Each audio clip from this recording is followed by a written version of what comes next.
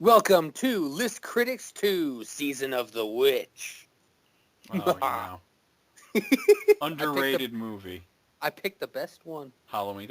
Arguably, I mean, I would say the first Halloween was really good, but Season of the Witch is so unlike any of them. It was a good movie. Yeah, I genuinely like it for all the probably right reasons. Well, I think that the thing is, it was sort of like, we don't understand it, where's Michael Myers kind of thing. Yeah, it's the first Halloween I ever saw. Yeah. So you had no expectation.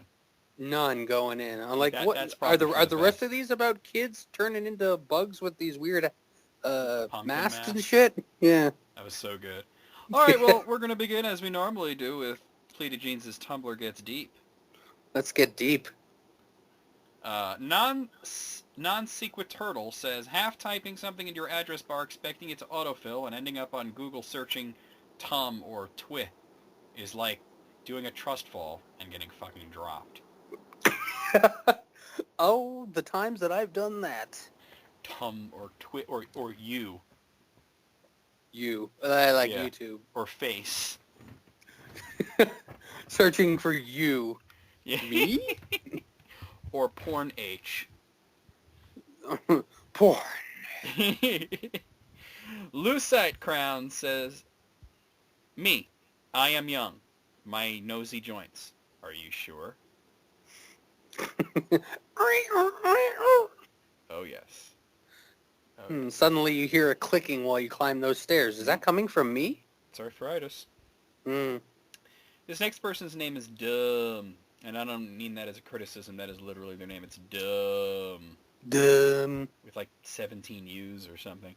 Why did we as a society collectively decide we have to be productive before 9 a.m.? We could have avoided this. It didn't have to be like this.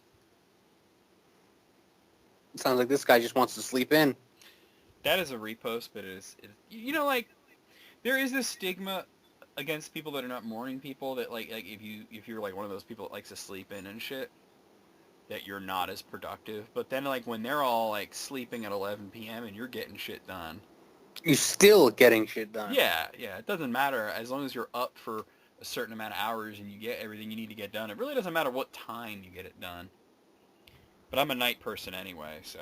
Yeah, I get a lot of things done while everybody else is asleep, man. It is a pain in the ass that the rest of the world, because we're both night people. It is a quarter after 4 a.m. right now, and we're recording this spontaneously. We did not decide to record at 4 a.m. No, it just kind of worked out. Yeah, and like it is a pain in the ass when like you have to go to the bank and you have to like sit around waiting. Like they open at 9 a.m. and you gotta wait. And then you just start turning into a zombie because you want to go to bed. Yeah, exactly. Zainab 1929 says, "Do I believe in romance? Not sure. I am obsessed with it. Absolutely." Obsessed with romance, but not sure if want? I think I read this wrong. Maybe? There is, how sometimes I complain about not enough punctuation? Yes, or lack of any. Yeah, this has too much punctuation. Oh, God. There are dots everywhere. So let me try this again. Do I believe in romance? Not sure. Am I obsessed with it? Absolutely. I still don't know. Well, I get it now, at least. Yeah, but if he's not even sure if he believes in it, why be obsessed with it? That's like maybe that's obsessed like on South Park with the really aggressive agnostics. Yeah, man. They would only let the kids drink Dr. Pepper. Yeah. Because you don't know what it is. Not sure of its makeup. Arab Street says, I have like 7 different laughs, and they're all ugly. Yeah, I mean, I don't know if you've ever noticed you've had like you've laughed at a joke or something. You're like, where did that laugh come from? Oh, all the time, yeah. You're like, like, why? Why did I laugh like that? Should have heard me when I was watching that Batman movie. Oh, the 60s one? Yeah. I'm looking forward to it, man. This has a header, 2016 debates drinking game. It stuck in my head, says, take a shot every time ISIS is brought up, even though that wasn't part of the question. Failboat replies with, you'll die. It Stuck in My Head replies with, "That's the goal." The goal is to die. Well, as I mentioned earlier, I was talking to Hitomi earlier, and I know she's back in Japan now, but she was saying at one point that she was planning on coming back to the States to visit her uncle in, like, Chicago or some shit. Cool. And I asked her, I said, "Are you still planning on coming back here at one point in the future?" And she said, "Yeah, it's probably a ways off, but yeah." And I said, "Well, hopefully things will get a little better after this election, but I kind of don't see it happening. I mean, shit kind of sucks right now. It seems that way, sadly. Everybody's so divided and hostile, and I was telling her about the firebombing that happened. Mm-hmm. It's just, it's fucking stupid. I hope things get better for you guys down there. I certainly hope so, too, because this is stupid. Like, everything's dumb right now. I mean, things aren't the greatest up here, but they're not firebombing. Yeah, but at least, like, you're not having people, like, get into fights in the streets over, like, political candidates. I mean, nobody's firebombing buildings because they're affiliated with a candidate that they don't like. Not yet. Yeah. Yeah, well. Starfira says, galaxies are randomly scattered throughout space. Me, an intellectual. They make a stick man. What? I think they might be referring to constellations. Yeah, I guess. I mean, you know how, like, Orion is like a guy, like, when I look up at the sky, there's only two constellations I can, like, see. The Dippers and Orion. All the rest of them, like, if you ask me to point out, like, Cassiopeia, I'm just going to, like, you do you, kid. But, like, who looked up at Orion and says, yes, that is a guy, he's a warrior? And I'm thinking, like, bruh. That's imagination right there. Yeah, that's a lot of imagination. That's people actually using their imaginative brains for something creative. Mrs. Paint Adventures says, when you have a shit blog and someone follows you. And they post this picture of his drawing, I think it's supposed to be a Halloween decoration for a classroom that was obviously made by a young kid. And it says, "Welcome, we hope you have a great Tim." Aww. Almost every word is spelled in a really creative way, we'll say. Oh, that's adorable. It is pretty cute, yeah. Official United States. All right. I've seen this name before. It said, "FBI, I yell, kicking down your apartment door. You sit up shaken, asking what's going on. I'll be asking the questions, I yell, as I kick down your closet door. There's just coats in there, you tell me. FBI, I scream as I kick down your bathroom door. What are you doing, you say? You got any more doors, I ask. That's their job, is just kick down all your doors. Yeah, what else you got? Well, Die Einzelganger posts this picture of a very confused-looking man, and it says, when a Pokemon is both steel and feathers. Steel and feathers? The only correlation I can make is Steelbeak from Darkwing Duck. I actually was thinking of, like, Angel from the X-Men comics. He turned into Archangel, and he had the metal wings. Oh, yeah, that was pretty baller. And they did that in the movie, too. Yeah. X-Men Apocalypse. Mm-hmm. By the way, I thought that was a cool... First of all, like, good on them for trying to make Angel into a badass character. Yeah, and it is, The scene where they Apocalypse and Psylocke found him, and they gave him extra power, and his wings turned into metal. And the song that was playing was Metallica's The Four Horsemen. So fucking metal. And it had come out in the 80s, so... Yeah, it was perfect.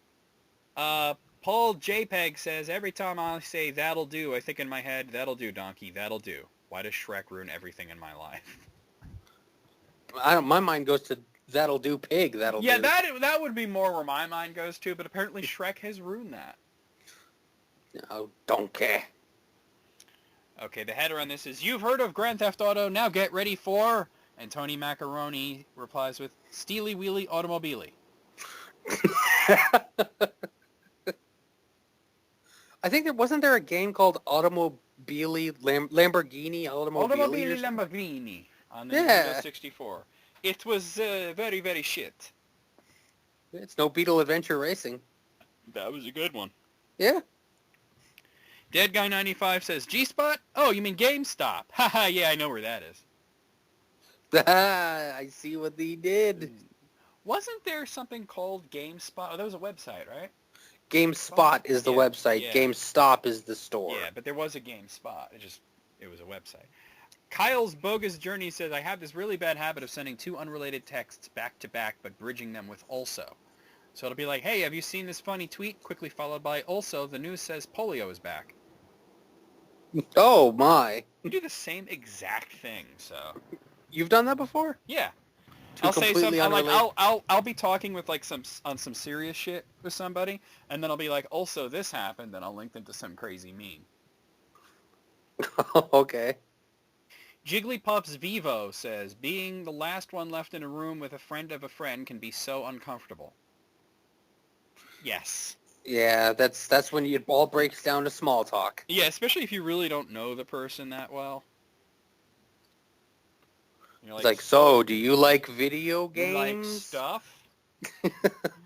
Open Plan Infinity says, I'm going to need the finale of 2016 to have a dramatically uplifting and inspiring plot twist. Oh, God, tell me about it. You know, 2016 has been a run through shit for me. You know, I gotta say, like, we really thought that 2015 was, like, the worst year ever, and 2016's like, ha ha ha, not so fast. You're adorable, 2015. Just Shower Thought says, the floor is the largest shelf in your house. I look around and I think, yep. Wow, that is so true, and wow. This is deep. Optional says, do you ever need a 10-minute hug? But only from a specific person? Yes. Yeah, but... I wouldn't go so, like, 10 minutes is kind of stretching it. And then they just start repeating the word, okay. And that's when you know you got to break off. Okay. Catink says, I still don't find Channing Tatum attractive, but I appreciate his role in the world as a chaotic good jock. Chaotic good. He's kind of a chaotic good jock. Doesn't find him attractive. I don't know. I think he's a pretty well put together dude. Well, not everybody. Like, I mean, let's face it. You could be the most handsome motherfucker in the world. There's gonna be somebody who's thinking that motherfucker's ugly. Yeah, everybody's got a type. So you know, Turnt Wifey says, just want someone who can't shut the fuck up about me. Wow, self-centered. Now, narcissism. More like FTW. More like turned waifu. Am I right? Oh. Weird Mageddon says, psychic reads my mind, and it's like this crazy Sesame Street screenshot. And it says, Ernie, god of torment, has trapped his friends in 4 different dimensions, dooming them to a lifetime of isolation and madness. What the hell? What kind of mind is that? Tumblr. that Tumblr personified. Or Tumb. The Google search for Tumb. Tumb. I bet if I type Tumb into Google, the first result's going to be Tumblr. Let's try Tumble this. dryer. Let's go to Google. I'm going to type Tumb, and I'm going to do I'm feeling lucky. No. All right. Can we Google? Can we get it together, please? Get it together. I hate how, like, you go to Google and you get the traditional Google page, but if you're logged in, as soon as you stop typing, the search bar jumps to the top of the screen and the I'm feeling lucky button disappears. Yeah, I hate that, man. I get it. Yeah. So I just searched for Tumb, and it says showing results for Tumblr, but let me hit search instead for Tumb. Wow, it's on Urban Dictionary, so let's see what Tumb means on What's a tumb? The big Is it like toe. a thumb? The big toe, largest of all that is toe. Oh, tum. I get it. Okay, that's cute. What's wrong? I stubbed my tum the other day. Well, shit. Okay, out of 21, I'm going to give that a 20. I was amused, I was enthralled, and there were actually some deep ones in there. I'll give it a 19. I think there were 2 there where I was like, eh. But the rest of them were spot on. Okay, 15 Twitter jokes everyone should read, also from Pleated Jeans. And by the way, I found out the reason that these have been getting better is because they have different people selecting them. They alternate now. So it's not the same person pulling from the same shitty Twitters. So you can see who like made the list, who Yes, created the exactly. list. Ah, okay. Exactly. Like, for example, this one was compiled by Mike Primavera. Oh, nice last name. Yeah. Nasty Womanda at Manda Like Wine says, what idiot called it incest instead of pumpkin? Oh. What? Did I miss something here? Pumpkin. Oh, no! Ah. It's a punish pun. Pump. That's terrible. Oh, let me see. Oh, That gives me nasty creepy, Womanda. That adjective is 100% correct, you nasty bitch. creepy crawlies, man. All right, Cat Demon at Corn on the Goblin says, whispers to Jesus, are we allowed to jerk off here? What the hell? You get to heaven and you're like, hey, Yeah. what's the rules on, What's the protocol on, Dan Mentos at Dan Mentos says, first they came for the clowns, and I did not speak out because I was not a clown. Then they came for the mimes. Finally. Aha, because he didn't speak out. Finally. Wolf Poopy at Wolf Poopy says, wow, I never thought about it like that before, and I never will. I've already forgotten what you said. Goodbye forever. Okay, Well, Wolf Poopy. that's the end of that conversation. Yeah, you do you, man. Nathan Usher at the Nate Wolf says, interviewer, would you call yourself a hard worker? Me, absolutely. I make almost everything harder than it has to be. That's good. Maybe he makes that guy hard. Oh, man. Oh. Pumpkin. No. Corey Rilmore at Parmesan says, if you're giving mouth to mouth and you don't want to get germs, you can put a harmonica between your lips and the victims. I'm sure that's a repost, but I don't think that would work. Just saying. It's Pumpkin Spiceotope at Bucky Isotope says, knocks on door. Sir, have you found Jesus? No, goodbye. Shuts door. Jesus steps out from behind the door with a gun. Good answer.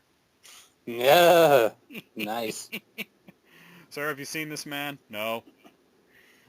Umami Skeleton at Merriman Melville says, ask the mattress store guy if I can get a 360-degree bed, and he said, you're describing a coffin.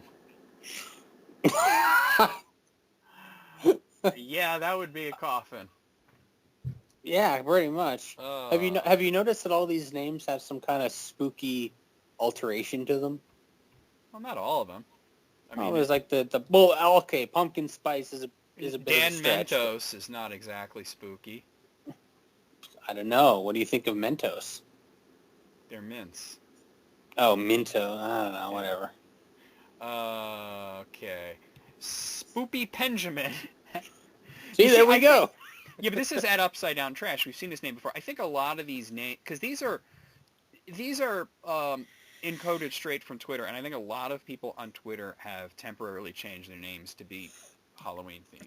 That is the theme every year, I think. And that's why you're seeing it. So Spoopy Benjamin at Upside Down Trash says, I'm worried my cat isn't eating enough fish skeletons out of trash cans. It is one of the, at least a cartoon stereotype. Well, like Heathcliff? Yeah, Heathcliff. Nice pull. Heathcliff is the only one that would do that I know of. But that's the only one I can, like, very vividly remember. Yeah, because he would always, I go back he to would that. always reach in really daintily, and he'd pull out a fish skeleton, and he'd be like, and then he'd, like, swallow it. Yeah, and somehow not damage his internal lining. Yeah. Yeah. One Trick or Treat Fanny at One Trick Tofani. See, it's One Trick Tofani, but they change it to everybody's just, super stoked on Halloween right now. It says Tiger Woods, cool name, scary place. I like that. I would imagine that would be like a place in Japan, but it wouldn't be. They wouldn't have actual tigers there. It would be honoring the tiger. Or something they would that. have like flowers that look like tigers or some shit. Oh, that'd be cool. Like a tiger flowers. lily. Oh, there you go. But no, I was thinking like literally like orange and black flowers. Oh, okay. And they would call it the Tiger Forest. That'd be cool. Tiger Woods. Sam Gritner at Sam Gritner says, when Vanna White dies, her family will receive a lot of touching letters. Yeah. Go fuck yourself. That was good. You know, fuck your own dickhole somehow, Sam Gritner. That was pretty good, though. No, that was terrible. That's a terrible thing to say. Demi Adejuyigbe said, I probably mangled that, at Electra Lemon says, whenever someone mentions Fight Club, I roll my eyes and tell them I prefer the original British BBC miniseries, Pummel House. Pummel House. Okay, that's kind of funny. Yeah. Yeah, it's all right. B. Kerr at B. Kerr said, seeing a kid in a Cub Scout uniform. Thank you for your service. That's pretty funny. good. See, that's funny. That makes up for that touching letters shit. Hey, that was good. No, that was terrible. Ariel Demas says, what they say. Hi, I'm Brandon. This is Liz and Steven. What I remember. Hi, I'm Blurt Blap. This is Glaunch and Craig, or maybe Greg. All right, Ariel Demas, I see you there. Blurt That was Blap. pretty good. Glaunch. I like it. Last one. Rad Kyle at Kyle McDowell 86 says, walks into school and grabs the intercom. Oh, we've seen this one. It's a repost, but I'm going to do it anyway. It's all lies. You'll never use math in real life. Fighting noises. Subtract math for your lives! You had that one on a end of your special. But despite one repost and one absolutely terrible shit about Vanna White, I did enjoy this. That was 15, good. I'm going to say 12. What do you say? I'm going to give it 13. Okay. All right. So let's see what else we got here. Let me look over here because I think I have something over here. Okay. Almighty Santa sent me a top 100 list. Oh boy. I think is going to be right up our alley. It's a music list. It is top 100 songs of the 90s. Oh shit. Oh shit. That's all I gotta say. Right. Now, I glanced at this, but I haven't looked at it thoroughly. So it's going to be interesting, I think. Now, what are we talking? Everything under the sun here? Well, I don't know, man. I told you I haven't really looked. I just glanced at it. So let's find out. I'm just theorizing here. All right. Well, we'll go by tens, and then we'll stop and pause and make comments then. Okay. Right. Number 100, Space Lord by Monster Magnet. Number 99, The Perfect Drug by Nine Inch Nails. Number 98, Ruby Soho by Rancid. Number 97, Black Moon by Killing Joke. Number 96, Dirty by Death in Vegas. Number 95, Sex Laws by Beck. Number 94, Naked in the Rain by Red Hot Chili Peppers. Number 93, War by Wumpscut. Number 92, Coma White by Marilyn Manson. Number 91, Maternal Instinct by Hajjob. I only heard of the first couple. Some of those I just never even heard of before. Was a Wumpscut? Well, I mean, you know Beck, you know the Red Hot Chili, but you know Marilyn Manson, I mean. I do, but the song doesn't immediately pop in my head. No, but you got a general idea of what it might sound like. Yeah.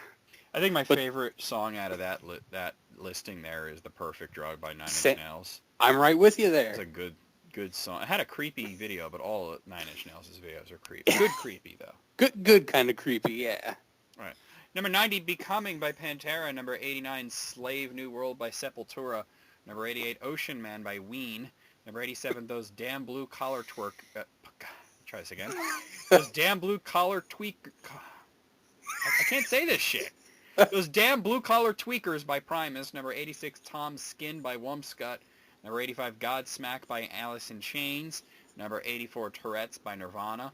Number 83, Electric Head Part 2, The Ecstasy by White Zombie. Number 82, Bad Blood by Ministry. And number 81, Starve by the Rollins Band. Oh my god, the Rollins Band. Do you remember the Rollins Band? I mean, you had like this like crazy sort of jazzy metal band with this guy just yelling. Not singing or screaming or growling, but yelling. Yeah, it's not really that melodic, but... No, but it was kind of cool, though. Yeah, it definitely had its own flavor. Do you remember that song Liar that was kind of a hit for him? It's like, I'm a liar! I'm a fucking liar! I mean, that's all it was. You know, but it was cool how... Like, it would have this, like, jazzy interlude where he'd be, like, talking softly, and then all of a sudden, I'm a goddamn liar! Well, I didn't know this, but he until much later, but he does spoken word as well. Oh yeah, yeah. He was actually known for that before he had Rollins Band. Oh my god! Did you know that like after a while he fired like all of the rest of Rollins Band because he felt they were too talented? Like he wanted that dirty, grungy. He said Feel? he felt like they were only hanging around him out of loyalty and that he was holding them back, Oh wow! which is a weird way. So he got guys that he felt were more on his level, which is kind of an insult to his new Oh band at the man! time because it's like, you guys suck just like me. Yeah, yeah. I'm not sure how I'd feel about that. It's a weird thing to read an interview like, hey, Hey, what do those you damn say? blue collar tweakers. Why is that so hard to say? Because it's a Primus song. I don't know. Those damn blue collar tweakers. It probably sounds like that. And then like a Bam, bass bam, solo. bam. I never liked Primus. I thought they were okay. I think the greatest thing they've ever done is the South Park theme song. Yeah. All right, number 80, Pepper by the Butthole Surfers. Number 79, Icy Red by Brutal Truth. Number 78, Fingers in the Throat by Pig Destroyer. Number 77, Blind by Korn. Number 76, A Drug Against War by KMFDM. Number 75, Homie Don't Play That by the Ghetto Boys. Number 74, Pulverized by Cannibal Corpse. Number 73, Black Number 1 by Typo Negative. Number 72, Cannonball by The Breeders. Number 71, Polly by Nirvana. And number 71, yeah, we'll stop there. Yeah, some good songs in there. Yeah, I was waiting to hear how far we'd be up the list to hear Korn on there. Not a fan. Since they were very, very prominent in the 90s, and I was not... Cannonball by the Breeders. That was that a one-hit wonder or what, though? What the Yeah. hell happened to those chicks? It's a pretty good song, but my favorite is that Black Number 1 by Typo Negative. I did anything by Typo Negative. I was going to say, I bet your favorite one was the Typo Negative song. Absolutely. Okay. Fucking awesome band. Perfect music for October. I mean, There you go. aside from the fact that they did have an album called October Rust, Oh, man. play every Halloween. Oh, like on Halloween? Absolutely, every like clockwork. I will play October Rust. It's not even like my favorite album by them, but it is the perfect Halloween album. I got my own list, but that's pretty good. It fits the month. Oh yeah, absolutely. All right, number 70, Life's a Bitch by Nas. Number 69, In Hell I Burn by Deicide. Number 68, Black Sunshine by White Zombie. Number 67, Live Through This by Hole. Number 66, Key to the Gate by Burzum. Number 65, Fog of Death by Mortician. Number 64, Morbid Devourment by Entombed. Number 63, What's My Name by DMX. Number 62, The Greeting Song by Red Hot Chili Peppers. Number 61, Stink Fist by Tool. Tool. I think I had one of their albums. I had one of their albums too. I think it was called Enema. That was the one I had. Ugh. It had like an eyeball on it. They all had eyeballs on it. Well, it had one big one, and when you moved it, it would look like it was moving. Oh yeah, the hologram thing, yeah. Yeah, Not a fan of Tool. I find Tool to be boring. Really? I'm like, listen, I'll be listening to it and I'm like, all right guys, that's nice. You're all very talented and everything, but would it kill you to rock a little? I get it. You're rolling, but I need some of that Yeah, rock. like for real. Like I get it. You could play. The dude can sing. You're all very talented writers and everything. It's very all very well written, but could we kick a little ass? Kick a little ass. It's just it's not very good. I don't know. I gotta say, out of that 10 songs, I think the one I enjoyed the most is probably the DMX song. Oh, what's my name? Not a huge fan of the East Coast rap, but probably the best of them is DMX, and Yeah, if you're gonna He's- like any of them. just an angry, dirty man, and and that was an angry song. That was part of the charm, though. Like part of the refrain was "suck my dick." Makes me think of that Suck Reading my Rainbow. dick. Well, that The Reading Rainbow I thing. think every clip from that was pulled from "What's My Name." You think this is a What you really game? want? What you really want? Oh, shit. Same old shit. Yes. So good. All right. Number 60, Architecture of Aggression by Megadeth. Number 59, Die in Winter by Wumpscut. Number 58, Electric Head Part 1, The Agony. Number 50, he didn't put the artist, but that's White Zombie. Number 57, March of the Pigs by Nine Inch Nails. Number 56, Party Up by DMX. Number 55, Put Your Hands Where My Eyes Could See by Busta Rhymes. Number 54, Creep by Radiohead. Number 53, Sugar Cane by Sonic Youth. Number 52, Thieves by Ministry. And number 51, Root Down by the Beastie Boys. Root Down's pretty good. Interesting. Creep, I guess, would be the big hit for those guys if you got to put them on here. They hate that song so much. Overplayed. They just hate playing it. They hate hearing it. You know that, like, right before the chorus kicks in, there's that weird sort of, like, atonal, like, guitar, you know, that thing? They put that in there to try to ruin the song. Oh, I think it might have just heightened it for people, Yeah, it though. makes it better, but, yeah, as a matter of fact, I've heard that Radiohead will ask bands that open for them to play Creeps that they don't feel obligated to play it. We're doing this in honor of Radiohead. Like, Yeah. really? Well, a lot of times if you're opening for a band, it's somewhat of a tradition to cover one of their songs. Mm-hmm. But yeah, usually not their biggest hit. But, what is? Yeah, it's kind of for Radiohead. It's let's get it out of the way. Yeah, just we really don't want to play this song. It's sort of like Pink Floyd when people would request Money all the time, and like they'd be doing like the concert where they'd be playing The Wall in its entirety, and that's what the concert is. It's just literally The Wall, and people would be going Money, and it's like fuck you, we're not doing Dark Side of the Moon, you asshole. We're kind of doing a thing here. Yeah, like come on, read the damn playbill. All right, number 50 is Dragula by Rob Zombie. Number 49, Womb by Wumpscut. Number 48, Get Your Gun by Marilyn Manson. Number 47, 7 Words by the Deftones. Number 46, Hits from the Bong by Cypress Hill. Number 45, Frogs by the Flaming Lips. Number 43, Devil's Haircut by Beck. Number 44, Pets by Porno for Pyros. Number 42, Big in Japan by Tom Waits. And number 41, Fuel by Metallica. Give me fuel, give me fire, give me that which I desire. Ooh! Yeah! Dragula is a song that I liked until it was in every video game. Yeah, or, oh, hell, it was in the first Matrix movie. Yeah, that's right. Yeah. It was in everything for a while. It was really just not overplayed, but overutilized. And no fault to Rob Zombie. It's just people could use it for so many things. Yeah, he licensed it to too many people, I think. Like, it didn't need to be in every single video game.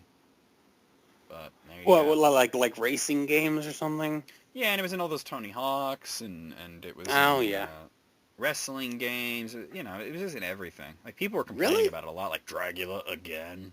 Again? Yeah. Number 40, Subterranean Homesick Alien by Radiohead. Number 39, Jesus Christ Pose by Soundgarden. Number 38, Rock Superstar by Cypress Hill. Number 37, Psychobilly Freakout by Reverend Horton Heat. Number 36, Another Day by Dream Theater. Number 35, Birdhouse in Your Soul by They Might Be Giants. Number 34, Birth by Wumpscut. Number 32, Juke Joint Jezebel by KMFDM. Number 32, Take No Prisoners by Megadeth. And number 31, Where It's At by Beck. Yeah. Ah, one of his songs I actually know. Well, that was a huge hit for him. Oh, yeah.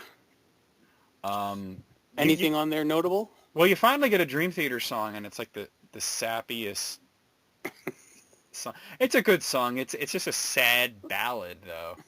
But out of all their 90s hits, would you say that's maybe top of the line? No. Or maybe, who knows, maybe further down the list we'll see something. No, it would have been like something off of Scenes from a Memory or something.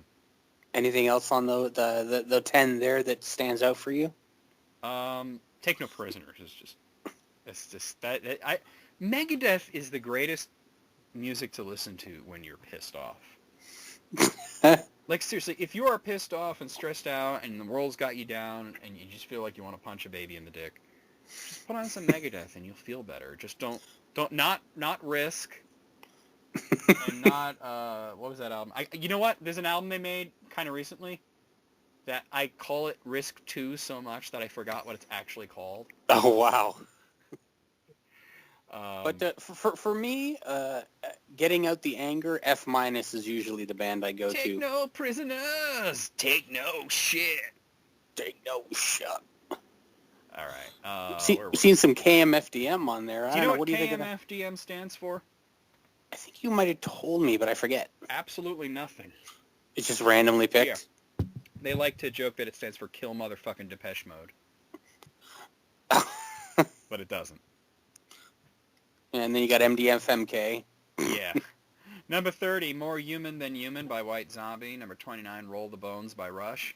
Number 28, Sure Shot by the Beastie Boys. Number 27, Only God Can Judge Me by Tupac. Number 26, The Memory Remains by Metallica. Number 25, Is It You by Wumpscut. Number 24, No More Tears by Ozzy Osbourne. Number 23, Alone I Break by Korn. Number 22, Mind of a Lunatic by the Ghetto Boys. And number 21, Rooster by Alice in Chains. There's a lot of Wumpscut on here. I've never heard of Wumpscut, and this guy's really into them. Yeah. Really good songs in this grouping, though. Yeah, there's a couple there that I recognize. Now, showing you that the 90s really was a different time. Oh, They would yeah. never, ever play More Human Than Human on the radio or on MTV today. Why not, you think? Because the first fucking 45 seconds is a girl coming. I don't remember that part of the song. It's like, in that intro, like, and then this chick just like, and it goes on for like a while, and they used to play it on the radio all the time, and people knew it as the orgasm song. And I remember there was this one DJ, this chick, that a lot of people accused her of being the girl in the song. Oh, boy. Her voice kind of sounded like that. And I remember she played it once, and she was talking over the song, like, I'm telling you, it's not me. It's not me making those noises. Yeah, because, I mean, anybody can sound like, like... Well, I guess she really sounded like that, but that was a good song, though. Roll the Bones. Fantastic. Which one? Who was that again? Rush. Oh, Rush. There you go. Yeah. Memory Remains by Metallica, great song. Only God Sure, Can Judge Me Sure by Shot, Tupac. one of my favorite Beastie Boys songs. Yeah, I mean, just really good shit here. Rooster. Yeah. Rooster by Alice in Chains. Is that Here Comes the Rooster? Yeah, they come to snuff the rooster. Oh, Yeah. It's about Vietnam. Oh, yeah. Really I actually didn't know that. deep I'm not going to pretend like I did. No, yeah, it's about Vietnam. My dad explained it to me. He said rooster was what the Viet Cong called the American Army. They called them the rooster. Interesting. So we called them Charlie. They called us the rooster. Charlie that's weird, versus the We Rooster. call them Charlie because VC, as in Viet Cong, is Victor Charlie, and then they just shortened it to Charlie. Oh, So you see war movies or where they have flashbacks, they say, look out for Charlie. That's what Charlie in the Trees, man. Yeah, Charlie in the Trees. Yeah, that's what they're talking about. All right, we're at the top 20 here. Number 20, Hangar 18 by Megadeth. Number 19, Thunder Kiss 65 by White Zombie. Number 18, Fake Plastic Trees by Radiohead. Number 17, Pagan Fears by Mayhem. Number 16, Spite by Godflesh. Number 15, Liar by Rollins Band. Hey! Number 14, Smells Like Teen Spirit by Nirvana. Number 13, How I Could Kill a Man by Cypress Hill. Number 12, Pull Me Under by Dream Theater. And number 11, Mama Said Knock You Out by LL Cool J. Nice. I'm going to knock you out. Mama Said Knock You Out. We got more Dream Theater on there. Yeah, but it's Pull Me Under. That's just... Is that... I don't know. What do you think? I feel like he has images and words because it was a hit album, and that's like the only album he has. And he's like, I know Pull Me Under because there was a video, and And Smells Like Teen Spirit, not even cracking top 10.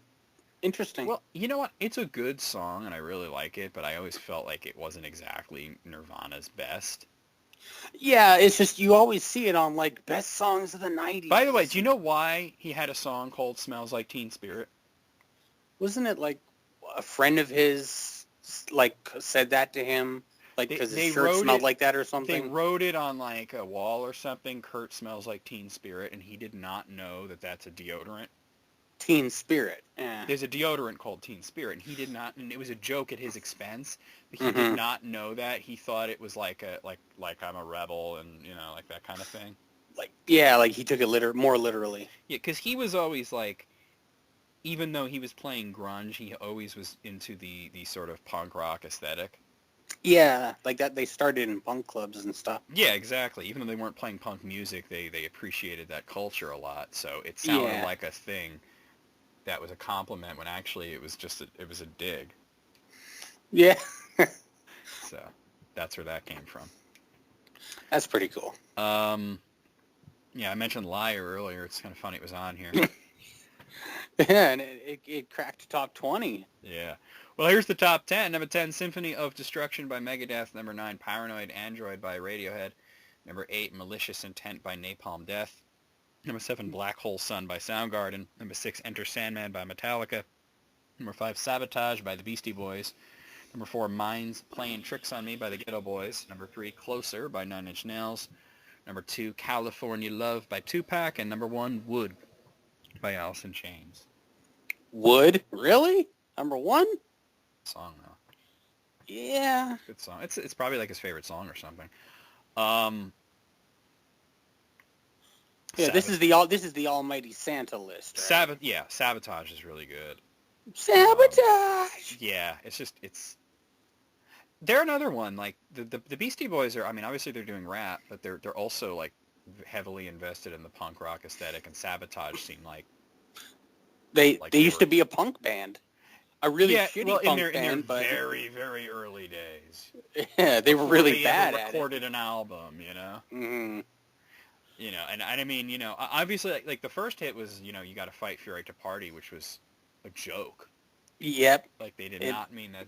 They were making fun of like bands like Twisted Sister when they did that. And they meant it really sarcastically, but people were like, yeah. Yeah, people took it at face value. Black Hole Sun was what I'm upset about? What? No Oasis on this list. Well, none. Zero. Zilch. Nathan. Nada. Zip. And they were big in the 90s, like Wonderwall. Like one of my favorite bands of all time, and nothing. Obviously Almighty Santa isn't into them.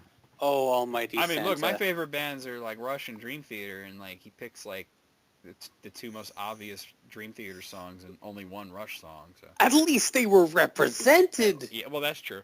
Out of 100, what do you say? You sound very upset about this. I'm just upset about the fact that it's not on it. But hey, it's not my list, he doesn't right? like Oasis. Not everybody liked them. There was a lot of like metal and rap on here, which was interesting. The good stuff. Well, the hard shit. The good shit. I think I might give it a. I mean, on the rap side, I wish it was more West Coast oriented, but he did have Tupac in there, so it's okay. Tupac, 76, which is not terrible. I'm gonna say 79 on this one. Good enough. Yeah, good enough. Sounds right about right. Your parents might not put it on the fridge, but they'll still be proud of you. It's not going to go on the fridge, but it might wind up on a cabinet somewhere. Yeah. Just saying. But there, I like the thought of doing a list specific to the 90s. I thought that was really cool. Mm-hmm. And I think it turned out okay. Let's see. But Wumpscut, got to check them out, I guess. Yeah, I never heard of it. I didn't even know what type of music. I'm gonna Google this just to find out what type of music Wumps. I mean, doesn't it sound like a punk sort of thing, or like it sounds like something like Primus would do? Yeah, I don't know. I don't. Way off. Industrial. I was gonna say it doesn't really sound punkish. It kind of does to me, but they're from Munich, Germany, and they do electro industrial. And dark ambient is what they started as. Oh, God. So just like a bunch of tools falling down the stairs with like synth going,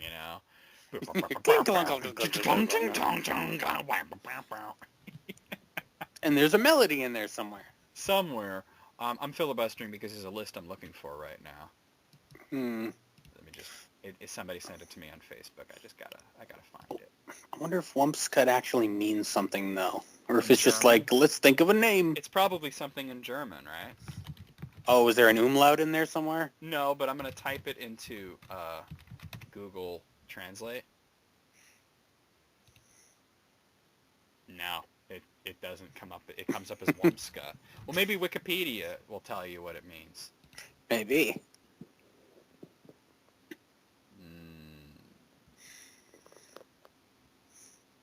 No, it doesn't. It doesn't mention anything about where the name Wumpska comes from. Maybe it's just a made-up cool name. Maybe it's like Haagen-Dazs. It just sounds cool. Yeah. Okay, I found the list I was looking for. This list was sent to me by Will A. Hamar Jr., and it is his top 11 original themes for games, meaning his top 11 songs from games, but they had to have been made for that game. Specifically for the game. Okay. So no Dragula. Mhm. Imagine if they still did that, like if that was still a thing, and you like play like Gears of War 4, and as you're shooting, it's like dig through the ditches and burn. You know they would do that for the silliness of it, right? Gears of War absolutely would do that in like the beginning of the game before it gets all weepy and emotional. Yeah, it'd be like, woo, we're having a party, Dragula, man. Yeah. This is classical music, right?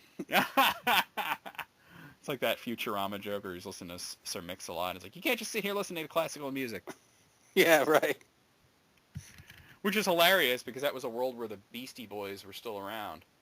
Yeah, and still making they were rhymes. heads. Yeah. I remember, like, I have all 3 of your albums. It's been a couple of thousand years. We have 5 albums now. Yeah. All right. He says he said they're a little biased because he's a PlayStation guy, but that's fine. Whatever. It's your list, man. Number 11 is his opening theme to Final Fantasy. By the way, he has notes on each of these. While I'm not sure on the name, it's the same theme as the menu of every Final Fantasy I've ever played. I get overwhelmed with nostalgia whenever I pop in Final Fantasy 9 or 10. Something about how calm it is compared to how batshit those games get makes me giggle inside. It's actually called Prelude. Yeah, Prelude is like the harp theme. Yeah, it's like a series of arpeggios over and over, but it's very nice. It doesn't appear in every Final Fantasy, but it is a pretty common thing. Mm-hmm. Like 5 didn't have it, and No. 6 didn't have it. Ba-ba-ba. 12 had a really metal version of it. Yeah. 10, Croc, Legend of the Gobos. That's the game, but... Alright, I guess it's the main theme. Other than never knowing how to pronounce Gobos, I'm guessing myself, this theme is jazzy as fuck and gets you pumped. Seriously, I used to have this on my playlist while weight training for football, and this shit would get me fucking dancing while lifting weights. Yes, injuries occurred from this. I would imagine so. Not to mention, this was the first game I ever actually beat. Adds to my pure enjoyment of this. Seriously, listen to the first 6 beats of this and tell me you won't be hooked. Croc. I remember renting that game, and then I found out later it was supposed to be a Yoshi game. Yeah, the developer, who I believe they worked on Star Fox. Oh, okay. And they shopped it as a Yoshi game to Nintendo, and Nintendo was like, nah. We're doing our own thing. Nah, fam. And because I think they had the Yoshi game that they were working on, which was the 2D side-scroller Yoshi Story. Yeah, which is adorable. It's adorable, but I wish there was more of it. Like, there's not enough of it. You know what I mean? You're right. Although I've heard that if you absolutely love the aesthetic of Yoshi's story and you want more game, I've heard that Yoshi's Woolly World is fucking delightful. I do want to pick that up sometime. As for And Croc, considering how much I love Kirby's Epic Yarn, I probably would love to have that. As for Croc, though, I don't remember enough about it, honestly. I'm pretty sure that I played it for a video, and that's about as far as it went. Like, I remember renting it and being like, yeah, and then that's about it. I mean, sorry that, you know what it was, is that I had Nintendo 64 first, and then I got the PlayStation, and I wasn't about to get mascot platformers like Croc on the PlayStation. They already had more than enough of that on Nintendo 64. Nothing but mascots, right? You know, we had like Mario, and then Banjo, and Donkey Kong, and all this shit, so...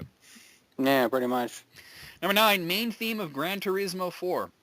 The theme is called Moon Over the Castle, but what I'm talking about is the version of the song used in the main sequence animatic. The soothing opera singer while watching the crew get ready for the race gives me chills every time.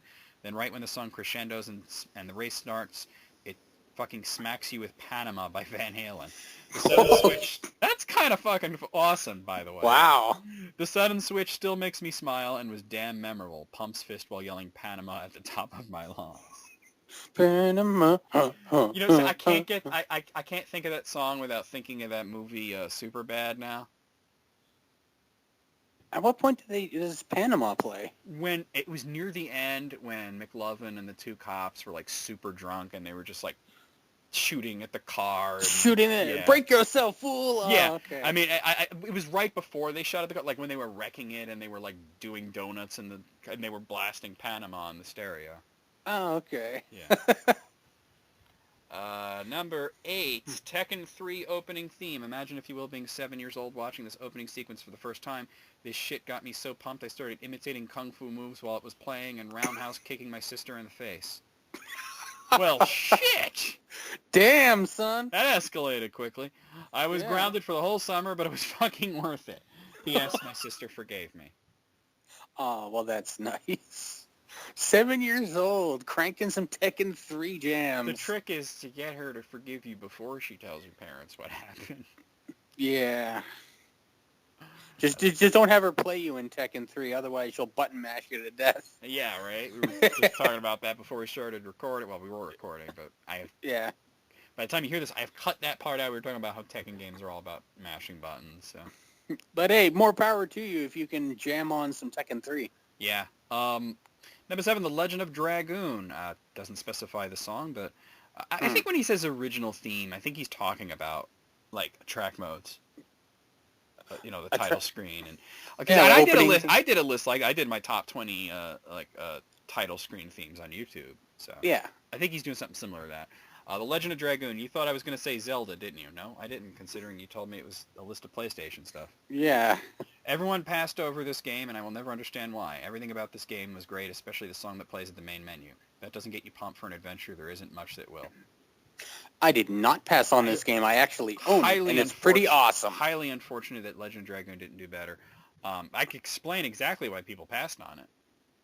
Why? It came out around the same time as Final Fantasy VIII, and despite being a highly superior game to Final Fantasy VIII, way better than FF8, it was an original IP, and original IPs are tough sells when you're up against something called Final Fantasy, especially after 7 was the breakout hit on PlayStation. So people were going to buy anything that said Final Fantasy absolutely. At that point. And then you got this game that kind of looks a little bit like Final Fantasy VIII. Certainly doesn't play like it, but had a similar graphic aesthetic. It has characters that look like the characters from FF8. It looks like a ripoff, even though it's not. It's got timed hits, which I love. Yeah, so it's got that Paper Mario feel to it. You know? Yeah, or Mario RPG kind of thing. Absolutely. Yeah, I love any Mario RPG. Yeah. Number 6, Crash Bandicoot 3 Warped. As many kids who grew up with Sony, Crash Bandicoot is my main dude. The third game, while not my favorite, has the best soundtrack of the 5 games on PS1, and this theme has me yelling Warped every time. Yes, I yell a lot of things a lot, much to the chagrin of my roommates. They truly have the patience of saints, for I would have gagged me and threw myself in a trunk by now. ADHD and the fact that I'm an adult and no one can stop me from eating Crunch Berries with Mountain Dew doesn't help any. What the fuck? Oh, don't worry. Your body will stop you from doing that eventually. It'll just shut down and be like, eventually, no more. I could tell this guy's in his 20s, man. Oh, yeah. He's not hit 30 yet. It has not caught up with him. But enjoy it. Please do. Yes, please. enjoy it while you can, because eventually... Live it up. Live it. Eventually, you're gonna do that, and it's gonna bite you in the ass, and you're gonna realize you can't do that anymore. And when you can't, you'll be like, at least you can hold on to these precious memories. Yeah. As for, what game are we talking about? Oh, Crash Bandicoot 3. Crash Bandicoot 3, which... I've only ever played the first one, sorry. The second one was the one that I liked a lot. I've only ever played the first one. They're all good. There's not like a bad one. They're good enough. Yeah. I've seen the other ones. Yeah. I don't remember the soundtrack though. I wish I could. Shit. Break the boxes. Yeah. Collect the fruit. Spin, spin, spin. I just never liked the whole one-hit death thing in a platformer. That always bugged me. Unless you get that Wurbiga guy. Oh yeah, the tiki dude. Yeah. Number 5, You're Not Here by Akira Yamaoka and Silent Hill 3. The lyrics, the distorted guitar, whoever the chick is that sings, just yes. This theme is catchy as all hell and helps give this game its character. It was original and just set itself apart from the other games in the series. This one is my favorite besides Homecoming. If you never have, I highly recommend giving this one a listen. It's great to listen to in the car even. I don't know about listening to them Silent Hill tunes in the car, man. It might be a bit dreary, eh? Well, might be a little bit existential and weird. Yeah, but Silent Hill does have good music, though. It's certainly mood music. It's got some good music. Number 4, Resident Evil 3 Nemesis. While the opening cinematic lasts all of like 40 seconds, that high-octane synth makes me want to kill the shit out of some zombies. Plus, how it ends on Nemesis's ugly mug is super nostalgic, and this game still scares the fuck out of me to the point of hilarity. There are so many people that are so traumatized by specifically Resident Evil 3, and I do The not whole stars understand thing. it. I do not. Well, Julie is scared to death of the Nemesis. I can't even do the Stars voice. I did it once, and she got really angry with me, so I promised I would not do that again. But I'm just like, I don't understand why 3 is so scary compared to the rest. Yeah, I don't know. I mean, it just looked like a big lumbering doofus, but yeah, I guess. But I'm not more good of a at jump those scare games. thing, but I just, to me, like Resident Evil 3, honestly, I'm really over Resident Evil in general. I was never really super. I was into 2 because it was like the game to have at the time. Yeah. And I did play it. I played the Nintendo 64 version, but it was fine. And and I got them on GameCube, and I played it for a little, and I was like, I don't know. I'm not like super into this. Like I liked 4. I have difficulty with tank controls, so I'm Well, that's kind of never like good why at those. that's kind of like why I did like 4 because it didn't have that Yeah. control shit. So. And I preferred the control of Eternal Darkness Sanity's Requiem. Yeah. As a better control for that kind of game anyway. Well, imagine that if you want the character to move in a certain direction, you point them in that direction. Yeah, go figure. Yeah. Number 3, Midnight Club 3 Dub Edition. Who doesn't love Manny Fresh? I don't know what the hell he's talking about. Whenever I hear real big, I start grooving, then have an episode of PTSD because this game's difficulty curve is something bordering on chaotic. Seriously, fuck some of those races. In an unrelated note, I got my girlfriend's 8-year-old daughter into this game, and she got suspended because she smacked a girl in her face and yelled, "Freak a leak, motherfucker." I like this guy's comments. You know what? She may be suspended for school, but that does not stop you from taking her out for ice cream. Yeah, she's on fleek, you might say. Freak a leak, motherfucker. I don't know what she did, why she did or said that, but I've never been more proud in my life. Right. I agree. Number 2, Tony Hawk's Pro Skater 3, motherfucking Motorhead. This game introduced the young me to most of my tasted music from the aforementioned to Red Hot Chili Peppers, Alien Ant Farm, AFI, etc. This whole soundtrack was fucking awesome. You're the guy that's played this and actually enjoyed it. All the Tony Hawk, I played almost all of them. That's not an original theme. No. I think he named the list wrong. I think he means just title screen themes, track mode themes. Because it's not an original theme. Motorhead didn't write a song for Tony Hawk. No, but imagine if they did. Well, that would have been cool, I guess. Mm-hmm, but I think I understand what he's getting at now, yeah. Okay, and number 1, Metal Gear Solid. This is just my favorite game of all time, and the soundtrack is fucking orgasmic. That orchestrated theme they did for the second game on PlayStation 2 was amazing. Snake Eater almost beat it out, but I only wanted one per franchise on this list. In 7th grade, we went on a field trip to see Video Games Live. If you've never heard of it, it's a traveling orchestra that covers video game music. I have heard of it. It's pretty fucking cool. Seen that shit. It was awesome. Oh, cool, yeah. And they did the Metal Gear theme. I fucking cried like a baby. Everyone looked at me like I was a cancer on the school, but I didn't care. It was fucking beautiful. Yeah, is that the dun dun dun dun dun dun dun dun dun dun dun dun dun? I'm not a fan of the gameplay in those games. Oh, I love it. I'm all about it. I mean, I like, a lot of people think I just like hate on Metal Gear Solid because I did these videos where I just talk shit. But yeah. That's all it is talk. Okay, I don't hate Metal Gear Solid. I just don't enjoy the gameplay. I enjoy the hell out of the story and the music and stuff like that. I usually will watch a Let's Play Maybe that's the way to do it then. For me, you know? that's the way to do it. Like I like Andrew is so into Metal Gear Solid. He has said that he is gay for Metal Gear Solid, and he hasn't played 5 because he doesn't have PlayStation 4. Right, not He's yet. getting a PS4, and if he ever like really annoys me, like I don't mean like a little bit annoyed, but like if he ever like really pisses me off, I will spoil Metal Gear Solid 5. Shut the fuck up. Oh, so you know how Metal Gear Solid 5 turns out? Oh yeah. Okay. I have no idea. I don't even know how 4... And it would blow his mind because it ties right into the MSX shits. Oh, wow. Yeah. Like Big Boss and shit. Oh yes, yes. Well, it kinda, cool. It kind of explains some of the inconsistencies in the way that particular character looks. Oh, all right. Whatever that means, but all right. Well, if you've ever played the MSX games, which I don't personally recommend for I've gameplay, only seen them. I've only seen them. I mean, they were very shameless about making the characters look like celebrities. Oh, okay. Yeah, you're right. I mean, there is a portrait of Snake, not Naked Snake, but the original Solid Snake that is obviously Sylvester Stallone. Yeah. And Big Boss is clearly Sean Connery. Right, with the eye patch. Yeah.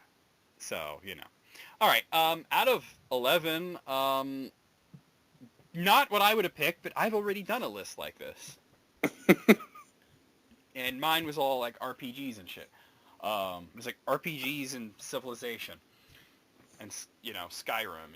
This is all like the stuff that I play. This is the stuff that he plays. I'm going to give it a full 11, just even though I don't agree with the list, I agree with his comments and how entertained I was by it. The personality involved. There's a lot of personality in this. This guy should have a blog.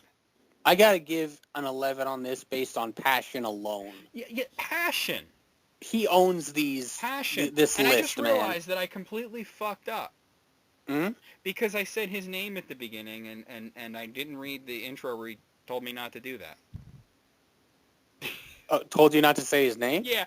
Well, he sent it to me on Facebook, so he's his real name, and I said his real name. His YouTube name is The Ham 2011. That's what I should have said. He asked me to use that. I did not see that real fast. The Ham 2011. Yeah. The best year for ham. And he actually says that he likes List Critics 2 more than List Critics 1. Woohoo! I win! No offense to Tanya. He loves her just as much. He just really wanted me to do this on List Critics 2 because he felt that it would be better on this show. Hey, man, I love both shows equally. Yeah. I might be a little biased to this one. Yeah. Yeah. I mean, Tanya's not on the show anymore, but she will be in the future. Yeah, come Peyton back, is filling in, and he's he knows he's filling in. So, all right. Well, that was fucking cool, though. I like that.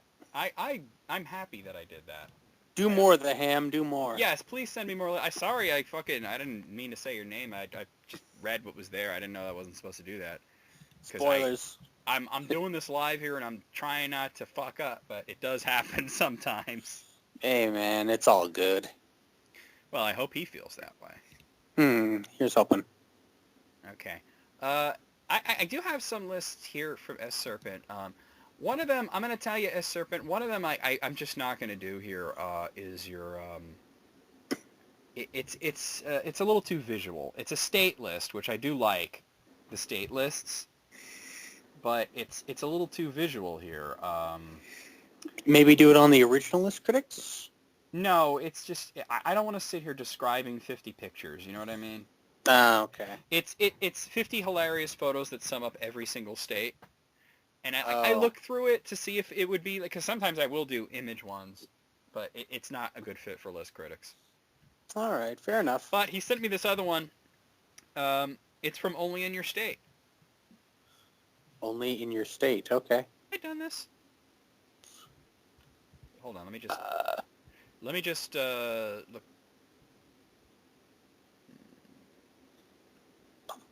You know what? I'm just going to go ahead because I forget whether or not I did this, but it's from a website called onlyinyourstate.com, which specializes in lists and articles that are specific to certain states. Now, John has lived all over the country. His home state is Wisconsin. Wisconsin. State. And Hmm. these are 10 things that are actually illegal in Wisconsin. Oh, okay. Number 1, you can't serve margarine at a restaurant unless the customer specifically requests it. Ah, okay. You know why? No idea. Well, as you know, local laws are made by local politicians, and lobbyists have a big play in that. And the dairy lobby is huge in Wisconsin because that is the dairy state. So the butter lobby, they run whining and dining the local senators and representatives, and they have a lot of power in that state, and they made them pass that law. Like So none of you that. can't offer margarine. Yeah. I mean, it's not that they made margarine illegal. Mm-hmm. It's that you can't offer it as a choice unless somebody asks for margarine. Specifically, okay. Wow, that's power. That's crazy, right? Number 2, it is illegal to not give a farm animal the right of way on a public road. Well, they just don't know any better. Imagine getting pulled over for cutting off a cow. I hopefully would say that on the ticket. Yeah. But it would probably say something like, failed to yield to farm animal or something Failed like to yield to Bessie. Yeah. Number 3, it is illegal to not base business hours on Central Time. That's one of those... Why? Is who the Wisconsin fuck in like a weird time zone? No, not at all. It's insane. I don't know why they would need that. Like, that's so weird. It's just like, who cares? Number 4, adultery is illegal. Yeah, it's illegal in a lot of places. That's not enforced though. But it's illegal. Yeah, it's just one of those things that is pretty much unenforceable and nobody bothers. Yeah. Yeah. Number 5, it is illegal to produce cheese that is not highly pleasing. No that subpar. Is bizarre, man. Because there's always none of that low grade Colby. There's always going to be that one dude who does not find it highly pleasing. Like, how many people have to find it not highly pleasing? Like, who is the judge of taste on cheese? There's got to be a cheese council in There's Wisconsin. probably is a cheese council, yeah. I mean, I've eaten cheese that came from Wisconsin, and I'll tell you the shit's good. Well, good. I hope so. But, it just seems weird that they have, like, this council of elders presiding over the cheese, It's just... I hope they all wear dark cloaks. Oh, I imagine that they wear dark cloaks, but they have, like, those cheddar hats. Cheese heads. Yeah. Number 6, in racing, it is illegal to shoot missiles at parade participants. Oh, now, I assume that when they use the word missile, they don't necessarily mean rocket-propelled grenade, that they mean, like, anything. Just something launched. Yeah. So, like... I hope... Well, good. Yeah, that's probably a good thing. I think that constitutes assault anyway. Yeah. Number 7, in Wausau, you cannot throw snowballs. Oh, come on, man. Can you imagine being in court for that and trying to argue that, well, it wasn't a snowball, it was mostly ice? That's even better. Yeah. But, I mean, come on. Childhood youth and throwing snowballs I don't know, and man. stuff. I think that's just crazy. That's government gone amok, man. Mm-hmm. Number 8, in lacrosse, it is illegal to worry a squirrel. How do you know if a squirrel's freaking worried? Well, I think it's probably an archaic term, like, to mean, like, to molest or to harass. Oh, I thought you meant, like, to worry the squirrel was, No, like, I think a they term. mean to just, harass the animal, like to... Okay. Like if you got it trapped in a corner and you're poking it with a stick, that's probably considered worrying a squirrel. Yeah, most likely. Number 9, in St. Croix, it is illegal to wear red in public. The reason why? No. That's stupid and probably not true. Maybe because they'd mistake you for one of those plastic cheeses covered in the red stuff. Like the outer covering on the Colby. Yeah. Number 10, you're not permitted to go out in public in Milwaukee if you look offensive. Once again, is there a council that decides? That is highly subjective. Well, so is the cheese thing. It is. Like, what if you find a cheese to be gross? Like you just don't like blue cheese, and it's like it's a really good blue cheese, but you're not into that. That's and me. it's not highly pleasing to you. Yeah. So is that illegal then to produce that cheese because Jesse doesn't like it? Yeah, but then you're just causing shit. Like you go to the cops. I find this cheese to be unpleasing. Yeah, like how do you like who does it please? Who does it have to please? Or I find that man wearing socks and sandals to be offensive. Well, I would agree with that, but that doesn't mean we got to take away his right to be a shithead. Yes. Well, that's all of them out of 10. I'm gonna give it an 8. I was entertained for sure. I'll give it a 9. Is near perfect. Near perfect, huh? Yes. You heard me. Near perfect. It was not offensive. It was not offensive. Was it highly pleasing? It was highly pleasing. Oh, there you go. There you go. I wonder It if did... I could change the WI in the URL to another state, like say PA. Oh, okay. Come up with. Oh, that didn't work. Oh, wait. There's also Wisconsin. Let's change that to Pennsylvania. Let's just see. Pennsylvania. I'm getting deja vu, like I might have done this before, but I'm over it. Whatever. Nah, it didn't work. Oh well. Ah, well. That's a thing. All right. Well, interesting list. Mm-hmm. Interesting list, and if you want to send us more from that side, I certainly support that. Now, I wonder if they do that for provinces too. This is going up, and I got to tell you guys. I mean, I know not everybody that's listening to this is from America, but I know everybody's eyes is on one thing right now, and that is the presidential election. The hot garbage election. The hot garbage election, where we will all go to our local polling places and exercise our right to choose from a giant douche and a turd sandwich. Just exercise your right to be sad. Yeah, pretty much. Poor guy. Poor Now, America. I gotta say that, like, I haven't publicly endorsed a candidate on the channel. Here we go. And, I mean, because usually when I do that, it causes shit. Shitstorm. Yeah, it causes shit. It's another who I'm voting for on Yeah. YouTube. Blah. But I will say that, and now that it doesn't matter as much, I am voting for Gary Johnson. And, but really, the one person that I really do not want to see be president, well, there's several people that I don't want to see be president. But the one person that I think is the absolute bottom of the barrel worst choice is Donald Trump.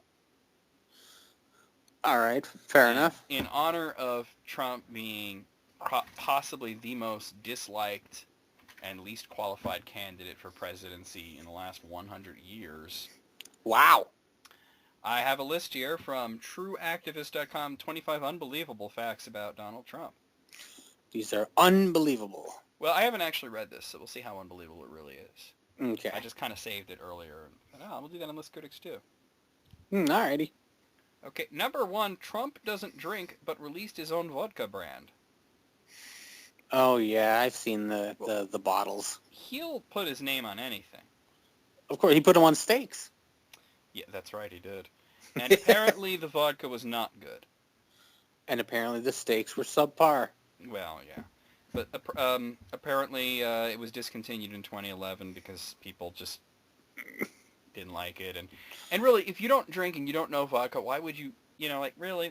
That's like, what are we going to find out next? The steaks are bad because he's a vegetarian? Yeah, that's not really the case. I mean, I know he's not. It's just weird. It's just weird that he just put his name on it. Number 2, Trump is oversensitive about the size of his fingers. Well, he's got very huge hands. Huge hands. Well, and an editor at Vanity Fair called him a short-fingered vulgarian. And he was really bothered by it. Not the vulgarian part. Yeah, so much so that he had to mention, I think, in that one speech that, much like his hands, something else is really big. Wink, wink. Yeah, he goes, my fingers are long and beautiful, like other parts of my body. Gross. And there's a picture of him here holding his hands up to his face, and he has got stubby little fingers. I guess I never really paid attention because I'm always looking at his weird face. Well, you know what? He didn't always have a weird face. No? It's the weird fucking orange peel on fucking tan that he's got.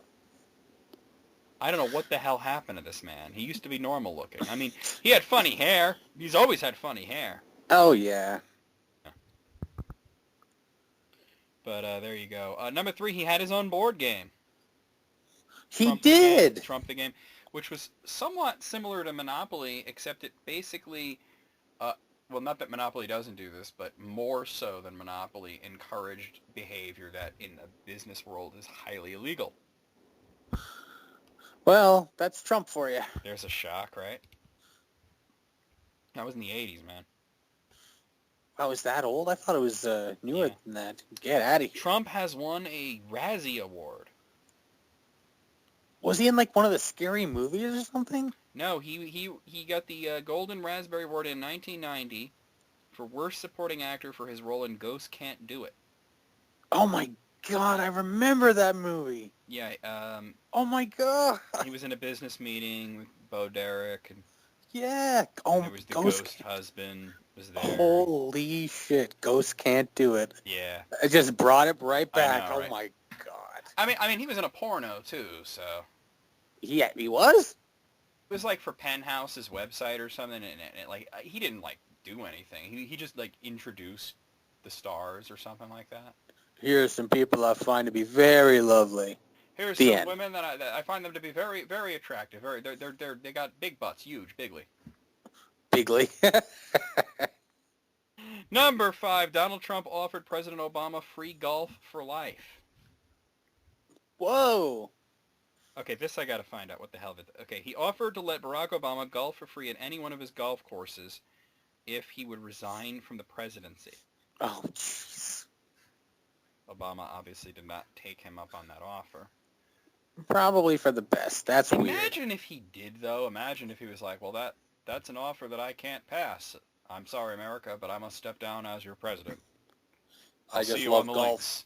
too much. Yes. And then he just like spends the rest of his life playing golf. And then EA releases a game, Obama Golf 2016. Number 6, Trump is apparently a germaphobe. I could believe it, I guess. I don't know. He's talking about grabbing people by the pussy and all that. Yeah, but, you know, after you sanitize, of course. Apparently, this was a big part of Jeb Bush's campaign. That he liked to point out that Trump was a germaphobe who did not like to shake hands, and that would be a problem for him diplomatically if he was president. Just carry around one of those little, what's that rub-on Purell? antibacterial? Purell, that's Yeah. it, yeah. Yeah, but you gotta wait a minute. You can't do it like, you can't like shake some delegate's hand and then immediately start like slathering yourself in hand sanitizer. Have it up his sleeve, create like some mechanism. Yeah, well, you gotta wait, yeah. Number 7, in 1991, Trump was billions of dollars in debt. All right. It is pretty much a fact that Trump is not as rich as he wants everybody to believe he is, and if he heard me say that, he would be so fucking angry. That is the one thing that angers him, is that when people say he doesn't have as much money as he says he does. Well, his persona is that he's a billionaire. That's his persona. Yeah, and I mean, that's all well and good when you're just, you know, a loud billionaire, but when you're running for president, it's a little different. Mm-hmm. Number 8, Trump believes his net worth changes with his emotions. Oh my God. Okay, this I gotta read because I don't know what the hell that means. Trump has repeatedly sued people for libel for what he believed were lies about his net worth, which is ridiculous considering it often changes, and he has even been in debt several times. He went on the stand during one lawsuit and admitted that his net worth is constantly fluctuating and is based on a number of factors, including how he feels that day. He also argued that the worth of his brand should be included in his net worth and that his current worth is over $7 billion.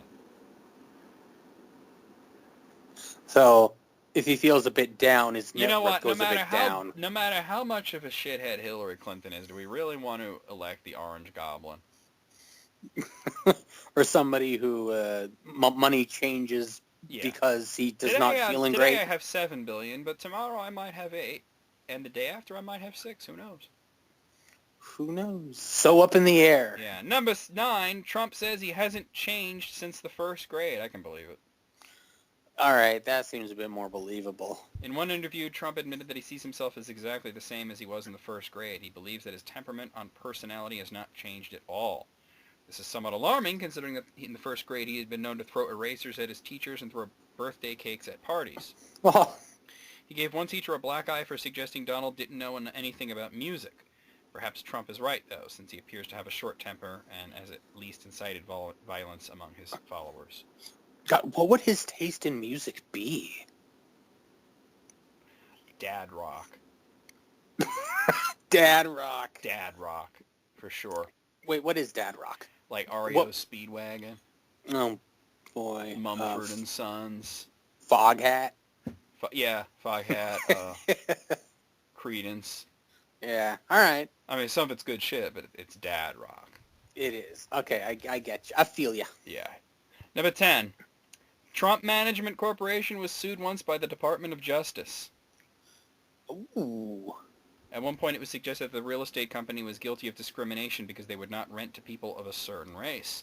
Donald Trump decided to fight the case in court until several current and past employees came forward stating that they were required to report the race of any applicant and to discourage all black applicants. Trump then decided to settle the case out of court. Oh my God, that's real?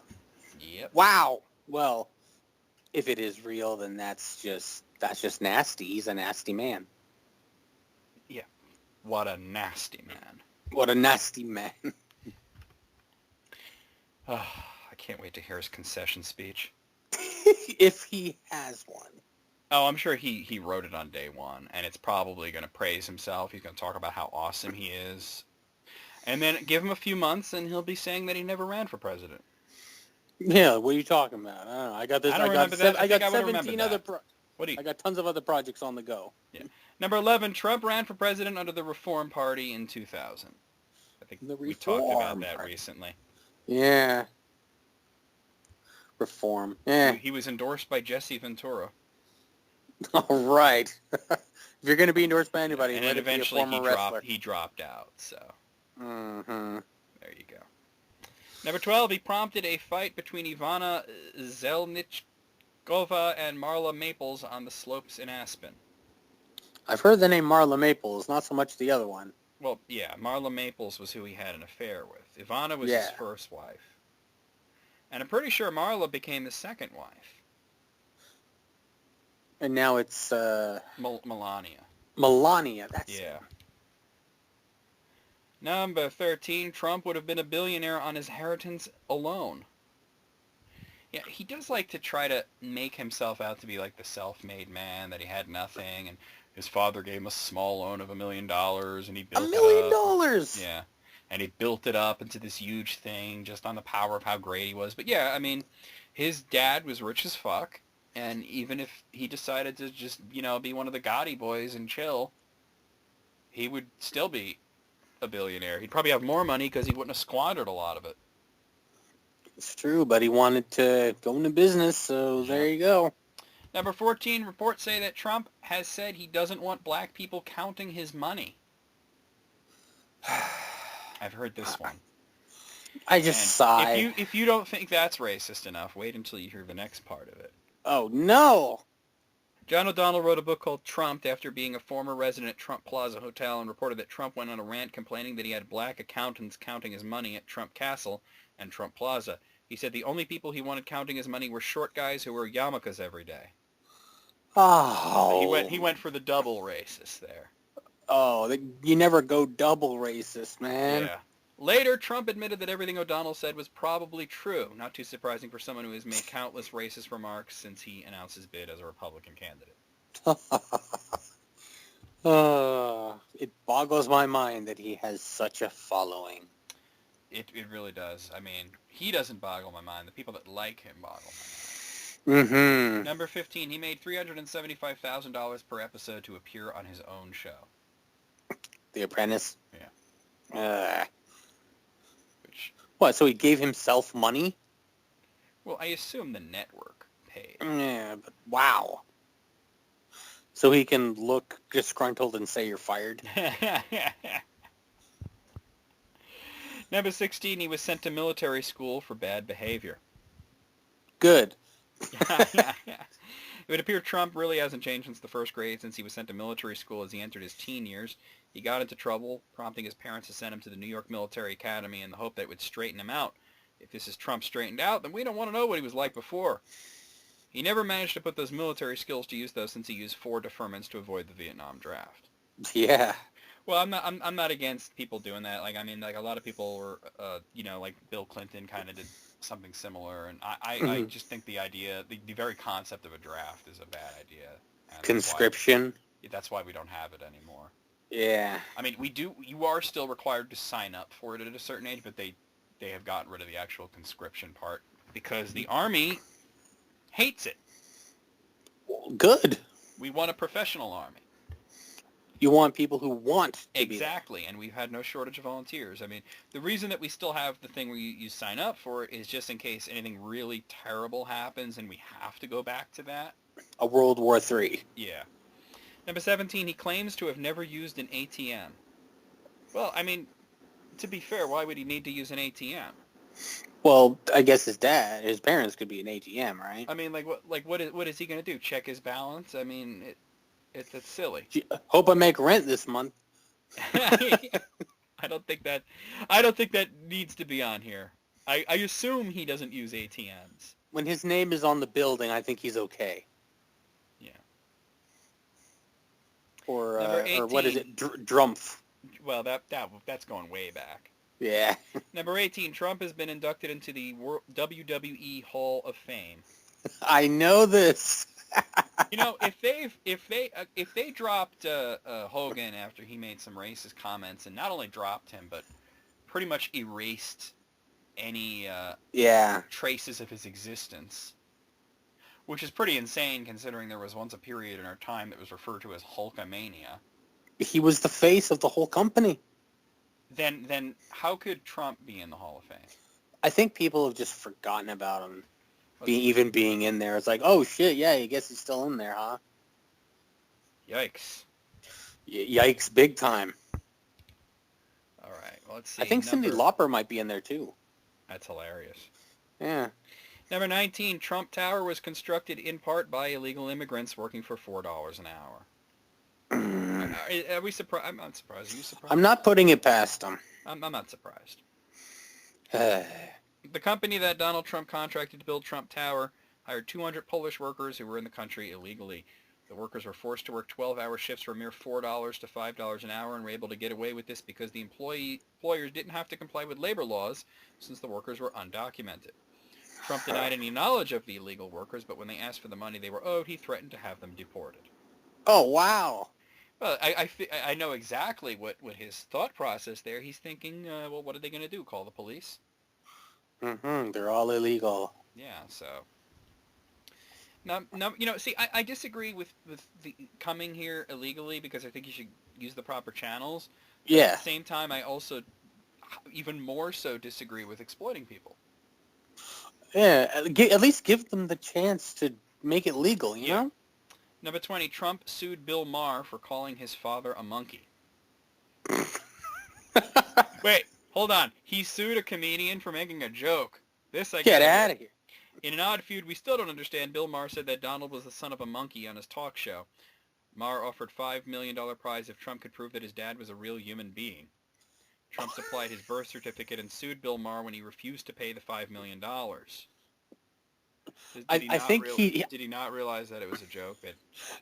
I think that's there what was no Bill Maher contract wanted, involved, that nothing was notarized. It was a joke. But I think he was hoping that Trump would take that extra step to be like, here's the proof. Like, I didn't just to make him look like that much more of an asshole. Yeah, to son of a monkey. Yeah. The suit was eventually dropped, but most likely because the birth certificate wasn't in long form. Oh my, cheeky there, true activist. Number 21, he was given an honorary degree from the University of Scotland that was later revoked. Honorary degree. The University of Scotland bestowed upon Donald Trump an honorary degree in recognition of his achievements as an entrepreneur and businessman. In 2015, the university decided to revoke that degree on the basis that Trump no longer represents the ethos and values of their university. Donald Trump has also lost his status as official business ambassador in Scotland. Well, I understand Scotland's decision because we wish we could revoke Donald Trump's existence. No! Damn. Wearing your opinion on your sleeve there. A little bit, right? Hmm. Yeah, he made some stupid comments last time he was in Scotland. I think It was right remember after that. it was right after Brexit, where the Oh, and he thought that they UK wanted... the UK went full Riri there, and Mm-hmm. and he was praising it as such a good move, and that they're taking their country back. And the problem was he was in Scotland at the time, and Yeah. Scotland was just almost universally against Brexit. So Yeah, they wanted to stay. yeah. Whoops. Oops. Number 22, he has a star on the Hollywood Walk of Fame. Well, that's not surprising. I mean, he was a celebrity long before he was a politician. I do know that is defaced daily. Oh, really? Now, I mean, obviously, like there are, I mean, it's a pretty high traffic area. There are police around. Nobody's doing anything illegal, like any real vandalism. But people do think it's very funny to get their dogs to poop on his star. So take a picture of it, put it yeah, on exactly. Instagram. Yeah. But like you figure Donald Trump has a star on there, but they give stars to they give stars to fictional people. Yeah, I mean, it's not that surprising. Like, he was a celebrity long before he was a politician. That's not shocking at all. Number 23, the British Parliament has actually debated whether or not to allow Trump to enter the country. Oh, really? Wow. That's pretty funny. The debate came in response to a petition signed by over 250,000 Britons to deny him entry as a result of his terrible remarks and overall immoral and disrespectful behavior. Well, do you know the Australian Parliament recently passed a referendum that they find Trump to be vile? That's all it was. Just confirmed. Yeah. Vile. Yeah. It's just it's crazy because, like, wow, they ain't got much going on in Australia, huh? Maybe that's a good thing. Means Must they're doing be. all Well, right. I mean, I would think that they would have to worry about the wildlife trying to murder them constantly, but... Yeah, but that's a daily thing. They got that on lock. Number 24, Trump wants to be reborn as a black man. I've heard this one. It's very funny. Let me read this to you. In 1989, Trump told an interviewer that a well-educated black man had tremendous advantages over a well-educated white man in the job market. He claimed that if he were to start off again, he would want to be a black man with a good education because he truly believes they have an advantage. Oh, boy, you're just digging that trench deeper. Until you try to drive a car. Yeah. I can't believe he believes that. I mean, it's so crazy. Oh, my God. And, oh, my God, I did not know this last one. Uh-oh. If any of you were thinking of voting for him, this is it right here. Number 25, and I just want to remind you that Trump is from New York City. This should not be a thing. Trump eats his pizza with a knife and fork. Oh, no, sacrilege. What an asshole. What? Sacrilege? That goes against the very nature of a pizza. There's a picture to prove it. Oh, wow. I'm gobsmacked here. I mean, all the racist, misogynist, all that. Yeah, I know. Whatever. I'm used to Let eating that pizza shit with fly. a knife and fork. He's from New York, man.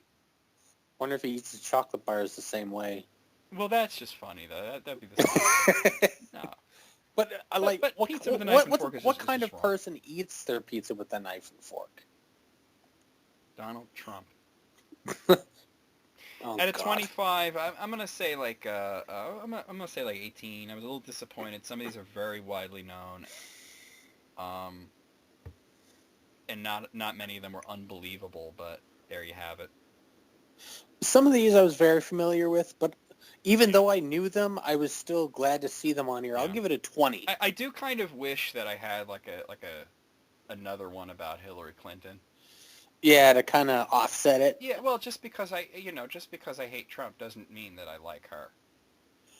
No, I know. you got a lot of bad choices. Sorry to say. Yeah, we're no shortage of bad choices this time. No shortages of bad choices at all. But yeah. Goddamn, pizza with a knife. See you at the fork. polls. Dick move. Dick move. Mm-hmm. Oh, what are you gonna rate it? I said 20. 20. Oh, okay, 20. All right. Here's another one that I haven't read. I just brought it up earlier. It's from suggest.com. 24 people share the most bizarre occurrences they'll likely never witness again. Okay. You ever have something like this happen where you something goes down and you just think to yourself that is something that is going to happen once in a lifetime? Oh, yeah. It eerily happens more often than I assume would. Okay. Let me see if I can maybe fix this URL so that it's not all fucked out. Somebody told me a trick with these clickbaity sort of sites Yeah? that if you take either from a question mark or an ampersand, that and anything past it off of the URL, it'll format much better. Huh. See if it, oh, well, that worked. That worked really well. Huh. Now it looks better. Okay. All right, number 1. In India, I was waiting in a taxi outside a convenience store for my mom to finish her shopping, and I saw a guy come out of the store with a bottle of mango juice in his hand. He looked around to see that he wasn't being observed, and then he poured all the juice inside the fuel tank of a parked motorcycle nearby. He then left, cackling to himself. Oh, man. He wasted some perfect mango juice, though. Now, I wonder if this guy was just like some random agent of chaos who just wanted to ruin somebody's day, or if that particular person pissed him off, and that was like a revenge thing. I don't know. It could go either way. I wonder which is funnier. It's almost like they're equally funny. Or what if he's demented and that was his own vehicle? Well, there you go. Number 2, ever since I started taking one of my medications, I have a lot of vivid dreams on the regular, but I once had a dream that spanned years, and that was really freaky. During that dream, I became best friends with a dude named Anthony, who was vaguely based on a friend of mine's brother's appearance-wise, but wasn't like anyone that I knew at the time. We graduated from university together, went on some giant road trip. I helped him through grieving over his mother's death. We were roommates for quite some time. I watched him get married and got to be the honorary aunt of his first child over the course of the dream. Parts in the middle of those events were really hazy, but it was like there was milestones that marked the years. For as interesting as the dream was, and for as long as I slept, I think it was 14 hours because it was right after finals, I'm honestly really glad that this hasn't happened again. When I woke up, I was extremely disoriented and felt like I just had a friend die. It sounds kind of ridiculous, but I really missed Anthony for a full week afterward, even though I knew he wasn't real. Good, wasn't there a Star Trek episode like that? The Inner Light. I was gonna say they totally interlighted that. Where Picard goes through a whole lifetime Yeah. in a few minutes, and what really killed it was how he retained the things that he learned. Like playing the flute. Yeah, he was able to play the flute after, even though he was terrible at it earlier.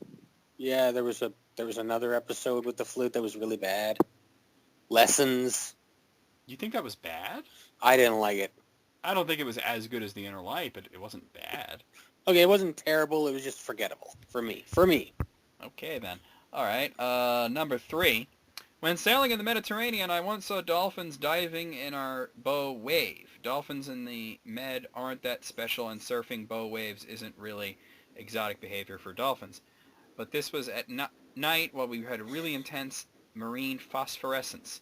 I was on the foredeck to check our jib. There's a lot of nautical terms in this. Yeah. I'm having a hard time understanding what the hell he's talking about. And then saw this pair of dolphins glowing and sparkling in green light, trailing phosphorus traces through the black water. The sight was so kitschy and looked so fake that had I been presented with it in a movie, I would have laughed at the ridiculously bad CGI. I can see it now. Truth is stranger than fiction, right? Yeah, but if something like that were to happen, yeah, through my mind, You'd be like, it would be like, come on, fake nobody, and gay. Nobody will believe this when I tell them. Yeah. 0% of people. Number 4, working with styrene, a hydrocarbon solvent. It evaporates readily and the vapors are heavier than air. It has a pleasant to me sweet smell. After a while, you won't even notice it. I was working in a boat hull using wax and styrene. I could smell it and feel it going into my lungs. After a while, I had the most peculiar feeling. Breathing made my lungs feel cool inside, like menthol does to your mouth. A very strange feeling indeed. I realized the styrene was displacing the air in the hull and it was starting to also build up in my lungs. I knew I had to get out, so I did. But at the time, I didn't really want to. The cool, soothing feeling in my lungs was quite pleasant. I guess that's a pleasant way to die. Yeah, that's kind of creepy. It's like, I'm dying. Like, this is nice. Yes, ooh. It's like dentine ice in my lungs. But the ice is building up in my lungs. Yeah. At least he had common sense to get the hell out of there. Yeah, but what a oddly What an subtle asshole. way to die. What an asshole. Number 5. When I was very little, my mom was reading me a bedtime story. I couldn't get to sleep, and I felt bad that she'd wait until I was before she left, so I closed my eyes to pretend I was asleep and opened them again, but it was somehow morning. It felt like a blink. Oh, that's happened. That happened to me a couple times. But it's always like when you're a kid. Like, that doesn't happen to you as an adult, really. Mm-hmm. I want to remember say that doing there was a Star Trek episode about that, too. It was happening to Riker. Oh, did it? Yeah, where he would go to bed, and he would sleep, but then he would not be rested. And they did this thing where they showed him going to bed, and then all of a sudden somebody was like knocking on his door, and it was Geordi, and he's like, "What do you want?" And he's like, "It's 0800. You asked me to come get you." Was that the one where he was dreaming but everybody was having the same dream? I don't think it was that. I forget exactly where it went. I just remember really that one part where he was sleeping, but he wasn't getting any rest. He would wake up and he would be exhausted. Oh, I wonder which one it was, because I remember that, but now I can't remember where it goes. Number 6, midway through high school, I walked out of the locker room and outside to go to PE class. The moment I stepped into the sun, something went weird with my vision. Fearing I'd lost a contact in the back of my eye, I went inside and looked in the mirror. Eyes were still bright blue, but one pupil was huge and the other was a pinpoint. Doctors never did figure out what it was, and it never happened again, but for a while I was excused from all PE and outdoor activity. Got to wear my sunglasses anytime I was in a classroom with the sun shining anywhere near my desk, and I was checked over 6 ways from Sunday for a head injury. Oh man, he went through some phenomenon shit right there. I think it's called a stroke. Did you ever see that movie, Phenomenon? You know, I remember wanting to see it, and then I never saw it, and then I kind of forgot about it until you mentioned it just now. Yeah, I didn't think about it until you mentioned that story. That was Travolta? Yeah, it was. Yeah. That's about it. Yeah. Number 7. In Australia a few years ago, there was a dust storm that made pretty much everything outside dark orange. Oh my God, Trump visited. Oh God. Sunrise in the morning was dark red, and I seriously considered it was the apocalypse until I saw dust-covered cars. It was apparently the worst in 70-ish years. It was a beautiful sight I may never see again. Well, I'm sure Australia found a different way to kill you. Yeah. Although there have been times where the sky has looked like, oh God, hell on earth. It's happening. The rapture. Like, it just looks like we are left below. The whole sky is just like blood red and there's clouds everywhere, but it's still kind of light. Yeah, I know what you're talking about. You're like, oh my goodness. I think that looks kind of cool. It looked pretty metal, but at the same time, you're like, what's happening? Yeah, it's happening. Number 8, I live in Canada, but one night I woke up at 3 a.m. to get a glass of water, and there was an elephant in the front yard. There's more to this, but holy shit, right there, that's just... Do y'all got elephants up there? I don't think there's wild elephants in Canada. Not wild, that's for sure. I saw a big dark shape moving in the cul-de-sac across the street, but I didn't really think much of it. I think my brain registered that it was an elephant, but for some reason, it didn't initially seem out of place wandering around the street. I walked over to the window. I paused. I looked again. Paused. And then it hit me. There was a fucking elephant outside. In Canada. In my neighborhood. For about 30 seconds, I stared at this thing lumbering around slowly. It was picking at trees with its trunk, but generally not doing much. I can't really describe the feeling of seeing something so out of place. It's funny, but also a little anxiety-inducing. My first thought was, who do I call for an elephant on my street? Who do you call, indeed? I figured my wife makes better decisions than I do, so I went back to the bedroom to wake her up. The conversation went like this. Hey, babe, hey, wake up. There's an elephant in the front yard. What are you talking about? Go away. No, seriously, there's an elephant in the front yard. Come and look at it. This went on for a bit. When I finally convinced her that I wasn't trying some strange new foreplay and that there was an actual elephant in the front yard, I dragged her to the window. For a moment it looked like the elephant had disappeared from the cul-de-sac. This greatly angered my sleepy wife. I ran to the other window, desperately trying to prove that I wasn't mixing allergy medication with alcohol again. Again, I like that. I almost started doubting myself when she yelled, "Oh my God, there's an elephant on our street." Turns out the elephant must have jogged a little closer and was standing in our neighbor's lawn, almost 5 feet from our property line. I decided the only rational thing to do was try to lure the elephant onto our lawn. I don't know why, but I assumed we could help whomever was responsible for elephant catching if we kept the elephant in one place. I went to the kitchen to get our bananas. I assume bananas are an elephant favorite. What? I don't know. I started walking to the front door to deliver the bananas to the elephant. Whoever thought you'd say that sentence?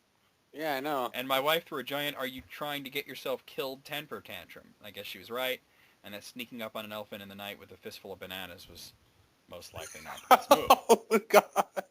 My wife started yelling that she was calling the police from somewhere in the back of the house. I assumed the elephant heard we were calling the police, so he decided to leave. He started jogging down the street and out of view. We learned the next day there was actually 3 elephants that escaped a local traveling circus nearby, but only 2 decided to walk through our neighborhood. No one really believed me until the story hit the news around noon the next day. And he links to the news story.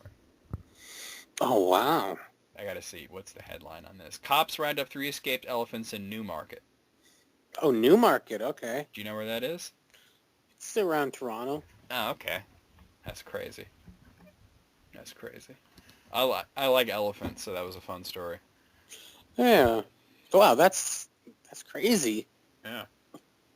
Number 9, 300,000 Europeans chanting "Tear down the wall" at the end of the Wall concert in Berlin, 1990, between when the wall came down and the reunification. Never been hugged by so many people I couldn't understand ever. Oh, yeah, I guess that would be like once in a lifetime, huh? Well, yeah, I mean, it's not like they're going to build another Berlin Wall and then tear it down. Here's hoping. I mean, all right. Number 10, I was struck by lightning when I lived in Florida. It was like the hand of God was wearing one of those pink handshake buzzers and decided to grab my entire body. Man, that would be scary. I would imagine that that would really suck. Yeah. Yeah, it would. Like, a lot. Like, I can't imagine what it would feel like. I don't want to. Number 11, fainting. It was my freshman year in college, watching a movie alone around midnight when I felt a sharp pain in my right side. Kind of freaked out and had something like a panic attack. Had a glass of water and went outside to take a walk for a few minutes. That's when I started getting tunnel vision, and this made me freak out even more. I remember running into 3 guys I barely knew and telling them I don't feel well. The light at the end of the tunnel was gone, and so was I. Had a vivid dream that I thought lasted for minutes. Then my senses came back to me. It was like a ghost hovering back into its body. They told me I was out for 10 seconds tops. Alright, well, a panic attack is hardly like this momentous occasion that only happens once in a lifetime. I mean, But maybe they'd never had a panic attack before? yeah, but that people get that. That's not like that big of a deal. I'm sure it was frightening, but it's not that weird. Number 12, this will be disgusting. Well, thank you for the warning.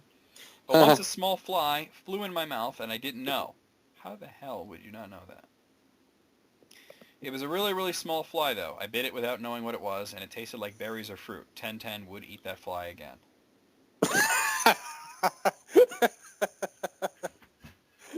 What the hell? I gotta think that one was submitted as a joke. It's still funny, though. I mean, this is Reddit sourced, so it's like sometimes people answer these questions in a joking way, so it is funny. Well, the 10 out of 10 would eat the fly again, Yeah. you know? Number 13, prior to my bypass surgery, I had an angiogram. They basically put a thin, flexible wire into an artery at your wrist and push it along until it's inside your heart. Oh, you're lucky they went in through the wrist. Oh, God. You're very lucky. Usually they like to go up the crotch. Oh, really? Yeah. Oh. Yeah. It's not fun. Ugh. You could feel it wriggling around deeper inside your body than anything else you've ever felt. Disconcerting. Would not repeat. Yeah, 0 out of 10, man. Oh. Though, I just want to point out again that angiograms are done all the time for various reasons, and that was a milder one, and it's not that big of a deal. It's not like an elephant walked into the surgery, you know? Yeah, talk about Or somebody forgetting yelled out, about the elephant in the room. somebody yelled out the cat's name, you know? Oh, you haven't heard List Critics yet. No. There's this thing, list that we did, like weirdest things that happened during sex. Yeah. And me and Peyton were completely bowled over by this girl who submitted one that said her boyfriend called out his cat's name during sex. Oh, like Miss Fluffykins or something. Yeah, well, we don't know what the cat's name was, but we were completely gobsmacked, and like we kept making references throughout the whole episode. Yelling out the cat's name. Yeah. Number 14. Saw 2 identical mid-'80s Chevrolets park outside a 7-Eleven within a few minutes of each other. When the 2 owners of the cars came outside, they each went to the wrong car and spent a good 30 seconds wondering why their keys suddenly didn't work. Okay, that was in an episode of King of the Hill. Oh. where Hank is trying to get into the wrong car, and it's just this other dude's truck that was exactly like his, and they became friends. That's bound to happen. I think Drew Carey was the voice of the other guy. Oh, so did they look similar? He looked like Hank a little bit, like a mixture of Hank and Drew Carey. Yeah, I figured. Number 15, I have no sense of smell, never have, and one time I went to an ENT to see if they could find a reason why. He put a camera way up into my nasal cavity to look for polyps or rhinitis, and after a little while, weird glowing beams of light started passing across the room. After the third or fourth, I said something like, I wonder what's out there, the window that was shining that light into here. He said, oh no, you're just seeing the camera's headlight from behind your eyes. Oh, That's really cool, and you probably will only experience that once. wow. Yeah. I had a similar experience now that I think of it with a light, and the doctor told me that I was going to see some weird shit, like almost like a road map type of thing, and I did see that, and it was pretty cool. A road map? I don't know what, I forget what was going on. He said it would look like a map or something, and it was basically like the arteries in my eyes or some shit like that. Oh, man. Number 16. I woke up to my asleep arm suffocating me. I must have laid on it for a really long time. Then when I rolled over in my sleep, it flopped over my mouth and my nose. My arm was so asleep that I couldn't feel it or move it at all. I had to thrash around to get it off my face. That's amusing, but did the person forget that they had a second arm? That would have been the stupidest way to die ever. Well, I don't think you would die. I think that, like, by the time you would suffocate, feeling would come back into your arm. But still, should that happen? Yeah. Number 17. My femur was broken in a car wreck. Bad compound fracture. I touched the end of the bone sticking out of the top of my leg.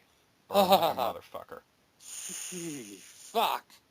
Well, I guess if you're, like, seeing it poke out and, you know, you think, like, well, I'm never going to get to do this again. Oh. I had this thought. Remember when people were saying things like, you'll never touch your elbow with your hands or something like that? With your tongue? No, you'll never... No, like your right hand can't touch your right elbow and your left hand can't touch your left elbow. Oh, yeah. And I was thinking that, like, what if for some reason you had to get your right hand amputated? Like, would you say to the doctor, could you just touch it to my elbow real fast? Just so I could say it happened. Just so I can go on Reddit and, yeah. Get a picture of it? Ugh. Number 18, I once saw a coyote being hit by a pickup truck going 85 miles per hour on a highway. It exploded. The coyote, not the truck. Oh, no. Well, that's probably happens all the time, but let's hope the person doesn't have to see that again. Good heavens. That's like Wile E. Coyote, but rated R. No, it's Tarantino's Roadrunner. Yes. Number 19.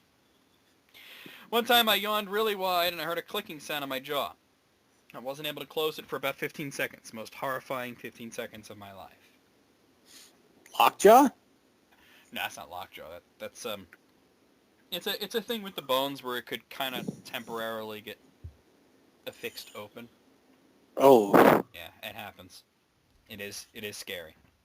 Oh, yeah, I guess lockjaw. That's like some deficiency thing, right? No, lockjaw, which is tetanus. It's tetanus, thank you. That is where the muscles tighten up real bad. Yeah. In your jaw, and actually your jaw muscles are pound for pound one of the strongest muscles in your body, so it becomes actually impossible to open your mouth. Oh, man. Number 20. While rock climbing, I saw a guy free soloing the cliff. He was about 100 feet up when he fell. He somehow spun mid-fall and grabbed a branch from the only tree growing on the cliff. The tree bent with his weight and deposited him on a ledge. He lit a cigarette and down climbed. It's that Sylvester Stallone movie, man. Cliffhanger? Yeah. Just another day. Shit. That's crazy. Wow. You know, that guy was like, he's like smoking a cigarette and trying to look all cool, but in his head he's thinking, oh my god, oh my god, oh my god, oh my god, oh my god, oh my god, oh my god, oh my god. You know what I mean? He's freaking the fuck out. But no, play cool, man. Play cool. Play cool. Number 21. I lost the ability to read once. It happened when I was a teenager. I could see all the letters, but they didn't make words. I went to the ER. They took an MRI and told me that They thought it was a migraine due to my other symptoms. Oh, that's it? I don't think that's a migraine. What is that? Was he having a weird dream, maybe? No, Oh, God. I think that's dyslexia. Yeah. I, very big-time dyslexia, but Yeah. can that just come and go? Okay, well, this next one is just unfortunate that somebody felt the need to include this Oh, no. because I saw this too. A lot of people saw it. I don't even want to say this, man. Is it 9/11? It is 9/11, man. All right. We all saw it, man. I mean, he's saying he saw it live. I mean, I saw part of it live myself as well, and it's just, come on, man. Come on. Millions of people saw that. We Hell, a lot. Like, and he's very flippant. He says, while the possibility of it recurring is certainly possible, I doubt I'll ever catch it live. well, it definitely belongs. I think that deserves a part on the list Yeah, but anyway. that's not in the spirit of this thread. You know what I mean? It's like, oh, shit just got real. Yeah, I mean, that's like saying, you saw somebody die or something. I mean, it's like 9/11 happened it was in the middle of Manhattan, during the day. People are going to see it. There's a lot of footage of it from different angles because a lot of people have cameras out because New York City, of course, Right. Number 23. The first time I had an epileptic seizure, grand mal, I was 14 and just went to bed. Slowly suffocating while having no control over my body. Must have been only a few seconds before I felt like forever. I had no idea what was going on, and all I can think was, I'm going to die. Afterwards, I got pissed at my parents for waking me up in the middle of the night for no reason, being totally oblivious to the seizure and the 3 paramedics standing over me while I was lying on the floor. Oh, wow. Well, that sounds traumatic. I don't think it applies to this list because he says the first time. Like, it's happened since then. But maybe, the first is the worst because you don't... The whole thing that they were supposed to submit was things that you will only see once in your life. Mm-hmm. And I guess that's not even seeing it. That's experiencing, feeling. But I mean, experiences are one thing. I don't know. I think that's just... I know what you're getting at, yeah. And number 24, which is the last one, is also dead depressing. I didn't even want to read it out. It's just, like his parents dying. Oh, that's sad. And that's really true. sad. Your parents can only really die once, but mm-hmm. That's, can't we go back to the elephant? Yeah. Let's go back to the elephant. Let's go back to the crazy time in Canada when there was an elephant wandering through the guy's front yard. I like the goofy, kitschy answers. Yes, I think that whoever started the Reddit thread must have been thinking, I'm going to get some funny stories, not I'm going to get 9/11 and my parents died and I had a seizure, you know what I mean? 10 out of 10 would eat the bug again, They say, yeah, that... Even though I think that was kind of trolly. At a 24, I had to heavily take some points off, but there was some good ones. At a 24, I'm gonna give it 13. What do you say? I'll give it an even 15. I think it was all right. Okay, well there you go. It gets a pass. I have a sort of a Facebook sourced thing here. It's 26 of the worst Facebook posts in the history of bad Facebook posts. Oh. This is from 22words.com. 22 words. Yeah. So this may make you feel very smart. Well, we'll see about that. Okay, number 1, Kevin Fabrizio updated his cover photo to, it's like an American flag with a bald eagle. Yeah. And his post is American flag and weird-looking parrot. I don't know. That sounds kind of trolly. Why would you put it there if you didn't know what it was? As your cover photo. To be silly? I don't know. It's a kid. I kind of think he's just dumb. Oh, it's a kid. All right. Well, that's different. Weird-looking parrot. Okay. Garcia here says, long day. Jesus makes things so hard on me. And then her friend Beth replies with, doesn't he? But it's for the best. Just keep him in your heart and keep praying, girl. It will get better. Jesus works in mysterious ways. And then the original poster says, Beth, Jesus is my 14-year-old son. He was suspended from school for punching a janitor again.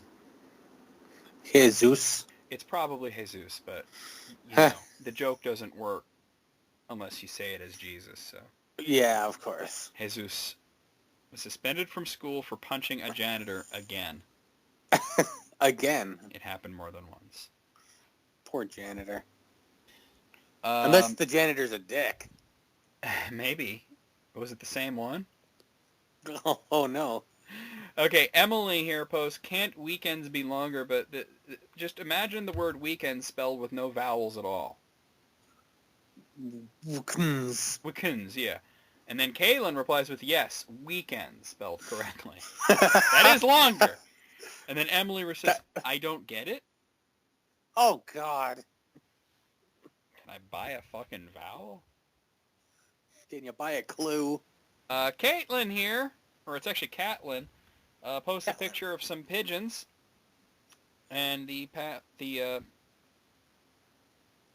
why can't I think of what the words you write on it? I can't think of what that's called all of a sudden. The words you write? On A notepad? No, the fucking, like, what you say about a picture. I can't, that word I've lost the word. The post? I'm having an Aleppo moment here. I can't, the caption, there we go. The caption says, penguins! Oh. You know, Penguins. other than the fact that they're both birds and they start with P, there's nothing similar. No. Not even a little bit. One can fly, one cannot. Yeah. One is essentially a winged rat, and the other is an aquatic flightless bird. Aquatic flightless bird. Matthew here says, my teacher is so dumb. He thought the sun was a star. Oh, no. Allie replies with, that's because it is. And you can go on Allie, and she got 5 likes there. And Matthew replies with, no, it's not. A sun is a sun, and a star is a star. Saying that a sun is a star is the same as saying a tomato is a fruit. That's right. It's not true. Oh, my God, no. Oh, God. So he doesn't think the sun is a star. He doesn't think tomatoes are fruits. Matthew is not passing these classes, I doubt. He's not going to pass life. Yeah. So there's a picture of a little boy holding a penguin, a turtle. He's holding a turtle. Actually, I believe it's probably no, it's a turtle. That's a turtle. For a moment, I thought it might have been a tortoise, but I can see it's got the flippers. Yeah. And Jonathan posts on the picture. It says that bird is fat. That is one ugly bird. Yeah, fat, ugly bird. Oh boy. Number 7. Alexander says, just finished eating a raw chicken breast. Someone owes me $20. I've seen this one. You're going to wait for this. So Kale says, you're going to die, dude. Salmonella for sure. And Alexander says, I ate chicken, not salmon, dude. Oh. Face palm, face palm, face palm. You know, if anyone deserves salmonella, it's this dude no, right nobody deserves salmonella. That shit is bad. I've had it. Yeah, isn't it, though? That's bad. Alexander has it coming, I'm saying. Oh, yeah. Number 8, Rachel here says, how come water on the bottom of the Earth at the South Pole doesn't fall off the Earth and go into space? You don't really need more than that, but there is more. Joe says, and the point of this question is... And Rachel says, for someone to give me the answer, I really don't understand it, and Google isn't helping me. Oh. Well, to be honest, Google's probably confused by the weird shit you're typing in. It'd be funny if Google just put up a picture of the troll face. How does she think gravity works? That's amazing. She's not one of these flat earthers, is she? Well, no, because she's talking about the South Pole. Yeah, but nothing just falls. It isn't... Gravity doesn't work one way, man. Oh, God. Undereducated, man. Yeah. I mean, Google just said, nah, fam. Fam. Nah, fam. All right, Paul here says, class canceled. All day to do whatever I fucking want. I love fucking college guys. Uh-oh. Wow, punctuation is so important. So Tim says, wait, what? And Matt says, dude, you have got to figure out this whole comma thing. Yeah. So instead of saying, I love fucking college, comma, guys. Or better would have said, I fucking love college. You know, but Either works. like he just loves fucking college, guys. Maybe he does. Maybe he was low key coming out there. Maybe the post holds true. You know. Maybe because class is canceled, he could do whatever the fuck he wants, and he wants to do college guys. He wants to get down on some dick. Nothing wrong with that. All right, number 10. Will I Am spells William. Why have I only just noticed this? Oh. The next person says, really? And then the next person says, Florida spells Florida. Gasp. Yeah, I know, right? Yeah. The next person says, are you actually serious? And the original person says, yes, I'm serious. Ha. Ha, ha, ha. Well, congratulations. You figured And something B-I-G spells big. Yeah. And he was a big man. Oh, all right. So this person updates their cover photo to a picture of an otter. Very cute. Yeah. And one of their friends says, what type of cat is this? Oh. The otter type. The otter cat. It's the otter type, one. Yeah. Not this one, the otter one. All right. This one's fully redacted on names. So somebody says, did anyone else used to think Alaska was an island? Totally argued with someone for an hour about it. Thank you, Map of the U.S., for making me feel dumb as fuck. Oh, because Canada would be, like, bleeped out. Well, because usually it's just a map of the United States, and then there's, like, an insert with Florida and Hawaii because they're kind of far away. Yeah. So somebody says, wait, it's not? Oh, no. And the original post says, nope, just found that out, but it's a simple mistake. Like, the map for real shows it all by itself, not connected to anything. Yes! And as a matter of fact, the whole fucking eastern border is completely straight, you dumb fuck. Yeah, it's kind Imagine of an island like that. There's a little something called Canada in between Alaska and the rest of the states. Thank you. Shiitake mushrooms. All right, number 13 here. Dylan says, wow, you can type your Facebook password into a comment and it comes up as stars. And some stars. Ha ha ha, that's so cool. This is a troll post, obviously. Yeah. Saying he gets a bunch of his buddies to post a bunch of stars and be like, holy shit, you're right. Oh, that's too cool. And then Luke posts his password. With that, obviously it's not stars. Luke got fooled. Luke's password is, I secretly love 50 Cent. And then they were too dumb to delete their post. Instead, they replied to it and said, fuck, I fucking hate you. Just starring hate you. Oh. Now everybody knows that Luke secretly loves 50 Cent. Why has it got to be a secret? I mean, yeah, because 50 Cent's terrible, but whatever. Let your 50 flag fly. Yeah, whatever, man. People like all kinds of horrible shit. All right, number 14. This is bad. Just found out Jewish wasn't a country. Who'd have thought, eh? Oh, no. I hope he's not Canadian. Eh? There's no way of telling, but this is completely redacted out, but Jewish wasn't a country. Yeah, I thought they were from. I thought they were from Jewland. Yeah, they're from Jewland. They're Jewish. Jewish. Jewish. They're Jewish. That's so good. I believe the country's called Israel. Yeah, but that would make them Israelish. Yeah, exactly. That's because Jews are fucking religion, not a fucking nationality, you asshole. Is that where relish comes from? That's like him getting them Canadian coins and taking a trip to Canada. Yeah. Or come to Lunia. Oh, Lunia, I like that. Lunia sounds like a level in Super Mario Brothers. Yeah, come to Lunia. Number 15. Just responded to my own Craigslist ad that I forgot I wrote. It sounded so good. Wow, I need to reassess. That's just plain it funny though. But this person's friend posted an amazing reply. Something I would have said, I think. So you actually showed up to that Texaco men's room before you figured it out? Hey! Savage as fuck! Woo! Amazing. This one says, That does sound like you. did anyone ever notice the word roof is just the word for spelled backwards? I can't believe I just now realized that. And somebody had to point it out. For is not a word. No, it is now. It's just not a real word. Yeah. Four. Okay. No, it's the number. Well. Okay, so this shows a plaque. It says Michael Jordan, Chicago Bulls, 1984 to 1993, 1995 to 1998. The best there ever was, the best there ever will be. And Becky here says, I didn't know he died. I knew that was going to be the caption. Not only did he die, he came back to life and lived for another 3 years.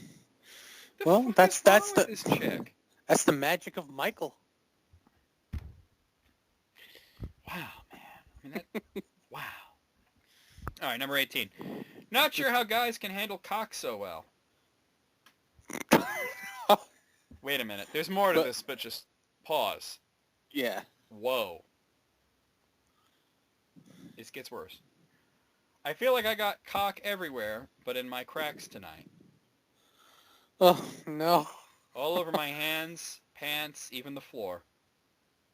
I guess if you're getting paid for it and doing it every day, you'd pull up some tricks. What the fuck? And then they reply to themselves. And apparently they meant caulk. Oh, C-A-U-L-K? Yes. Caulk. Yes, caulk. Not cock. And then they Not cock. See, cock. that's a point where you don't reply to yourself. You just delete the post or edit it. Yeah. And then he replies again saying, should probably spell check earlier with this new phone since I'm not used to autocorrect. Damn you, autocorrect. Or maybe it was just a cry for help. I don't know. He doesn't understand how guys handle it so well. Well, it's our own equipment. We better know how to use it. Yeah, I know, right? Number 19. Brianne here says, it's a good thing Halloween didn't fall on the 13th this year because that would be really scary. But 31 is 13 backwards. Woo! Oh, don't point that out to her. She'll mind blown at that point. I know, right? So Holy does that mean shit, Halloween's Does that mean Halloween's backwards this year? Yeah, you the hell does that mean? You got to go to houses and give people candy. Oh, my brain's gonna turn inside out. All right, number. I just. Oh god.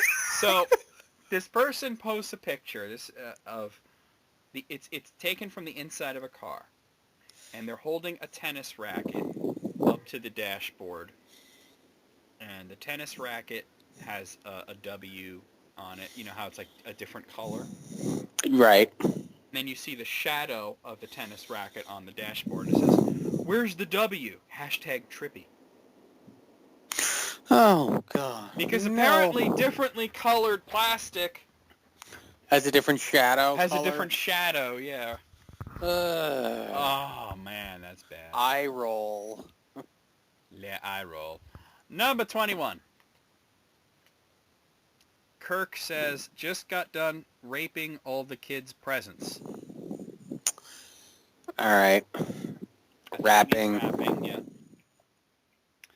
And Ryan says, Kirk, you really want to check your spelling on that. Or check into a hospital. Yeah.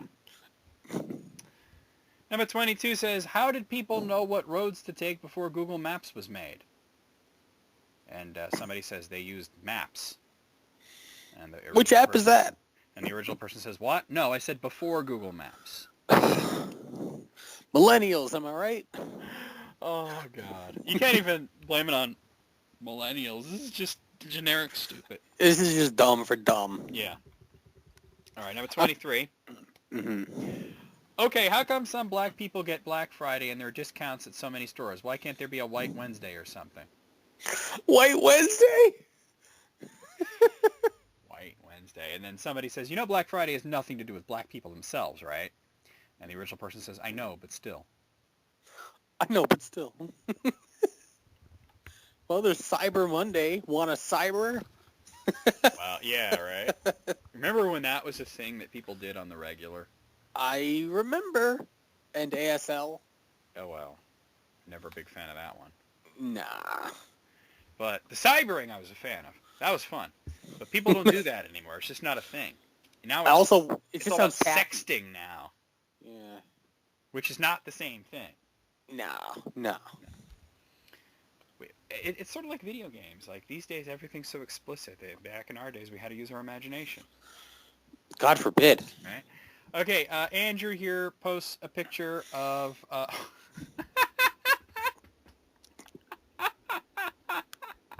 sorry. I'm Can't wait. Andrew here posts a picture of himself sitting at probably a restaurant with his girlfriend, and he's got a glass of what might be wine or some sort of juice in his hand. And Eric says, "Is that cranberry juice?" And Andrew says, "No, that's my girlfriend." And then he replies again and says, "She's beautiful like a piece of fruit, though." Oh no.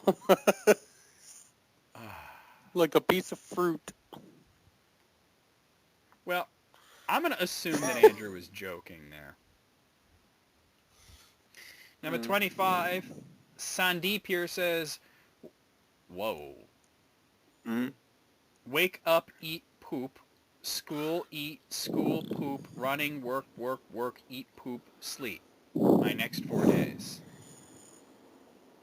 He probably needed some commas in there.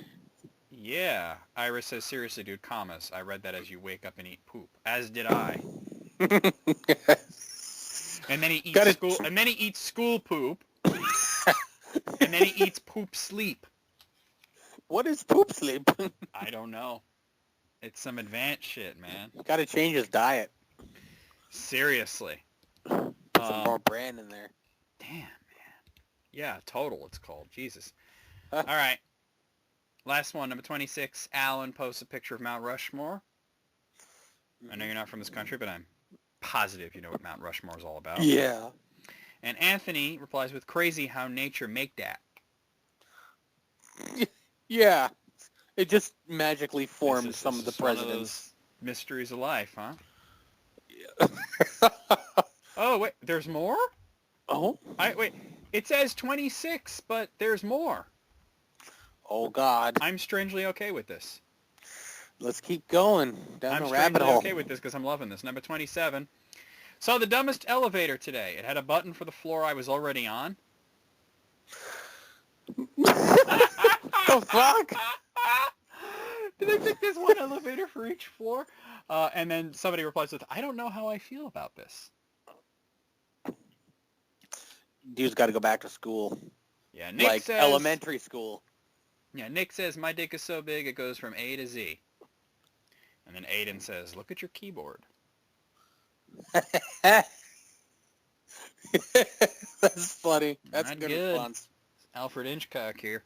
Gotta love that. Number 29. This person says, "There's no I in happiness." And there is exactly one. yeah, well, he didn't spell it right, so. Well, unless it's that movie, The Pursuit of Happiness. Well, that's kind of the way he spelled it, yeah. And then somebody says, "There is if you spell it right, fucknut." Gotta love that snark. Number 30. It says, "I'm not a bloody taxi service. If you want a lift, I expect money." And somebody says, "That would make you a taxi service." Yeah. That's what they do, right? Exactly. That's, good. Unless it's like, well, now you're an Uber. Yeah. But maybe there's a difference. So, okay, that's the end of it. So there was actually 30. I don't know why it said 26, but probably because I did that URL trick. Because I think things get cut off on a lot of these articles. And Interesting. sometimes you could use this as a little hack to see extra content, I guess. Life hack. Out of 30, I'm going to say 28 because that was fucking great. Yeah, I'm with you. 28. Why that not? was great. Okay, yeah. I'm just very happy about that whole thing. Go Facebook. Okay, I got a list here from Screen Rant. 15 great villains trapped in bad movies. Ooh, okay. You ever see a movie where it's undeniably bad, but the villain is very good, or maybe the actor playing the villain is very good? Or yeah, you can tell that the actor's having a good time. Like Street Fighter is probably the most prominent example. Oh, what's his name? Raul Julia? brilliant as Yeah. Bison. He's over the top and loving it. The first Planet of the Apes remake, where Tim Roth played General Thade. He was really good, and the rest of the movie was shit. Yeah, I never really gave it much thought, but yeah, I guess so. He was the best part of that movie. All right. Well, let's see. Number 15, Bavmorda from Willow. I like Willow. I don't agree that Willow was a bad movie. I think that it was... I mean, I think that, like, people expected more out of it at the time because it was George Lucas, and it was ambitious. Coming right off of, like, he had just done, like, Return of the Jedi, and, it was ambitious. But was it before or after Raiders? I don't think it was a bad movie. I will agree that Bavmorda was the best part of it. Yeah, I like Willow as a movie, honestly. Yeah. Number 14, The Mystery Man from Lost Highway. Oh, I've never seen Lost Highway. I haven't seen it either, so I can't actually comment on that. I'm gonna have to kind of take their words from it. Number 13, Darkness from Legend. Is this the where we're at now that Legend is bad? I like Legend too. Is this where we're at? Me? Yeah. Legend is considered bad now. Oh my God. What kind of joyless fuckholes are writing this list? Has time been unkind to Legend? Like, I like Legend as well. I don't know, man. I don't know how I feel number about 12, The Sheriff of Nottingham from Robin Hood, Prince of Thieves. All right, now I'm gonna say that I did not think that Robin Hood, Prince of Thieves was terrible, but it wasn't very good. I'm with you there. It was a kind of a middle of the road movie, I thought, but Alan Rickman as the Sheriff of Nottingham was fucking that was the good part. That was good casting. Yeah. And as much as I do like Kevin Costner as an actor, don't put him in a role where he's expected to do an accent. Because he will go all over. Or just decide that he's not even don't even have him do the accent. Like, don't have him start out with the accent and then it kind of fades. It's like we know it's Kevin Costner. Yeah, one of my favorite movies is the 1992 version of Dracula, and kind of the really terrible part of it is Keanu Reeves trying to do a British accent in the beginning. Now, eventually he gives up, and he just stops talking like that. I took him to Colfax Abbey. He stops trying that shit after a while, but that was good. He never should have tried it. All right, number 11, Skeletor and Masters of the Universe. That's a good example. Okay, yeah, that's more, I think, along the lines. Masters of the Universe is not good. It's sort of campy good, but it's not good. Yeah, it's not the kind of good it wanted to be. Not at all. It took itself seriously, except for the moments where it didn't. Yeah, and Skeletor, he just... Frank Langella was great as Skeletor. Yeah, he was. Number 10 is Baron Harkonnen in Dune. Dune stunk, and I can't even really say that he was good. I mean, I thought Dune was forgettable. Yeah, I don't think anything could save Dune. Number 9 is Leland Gaunt from Needful Things. Oh my Needful God. Things was not great. Should have been. Yeah, the book was great.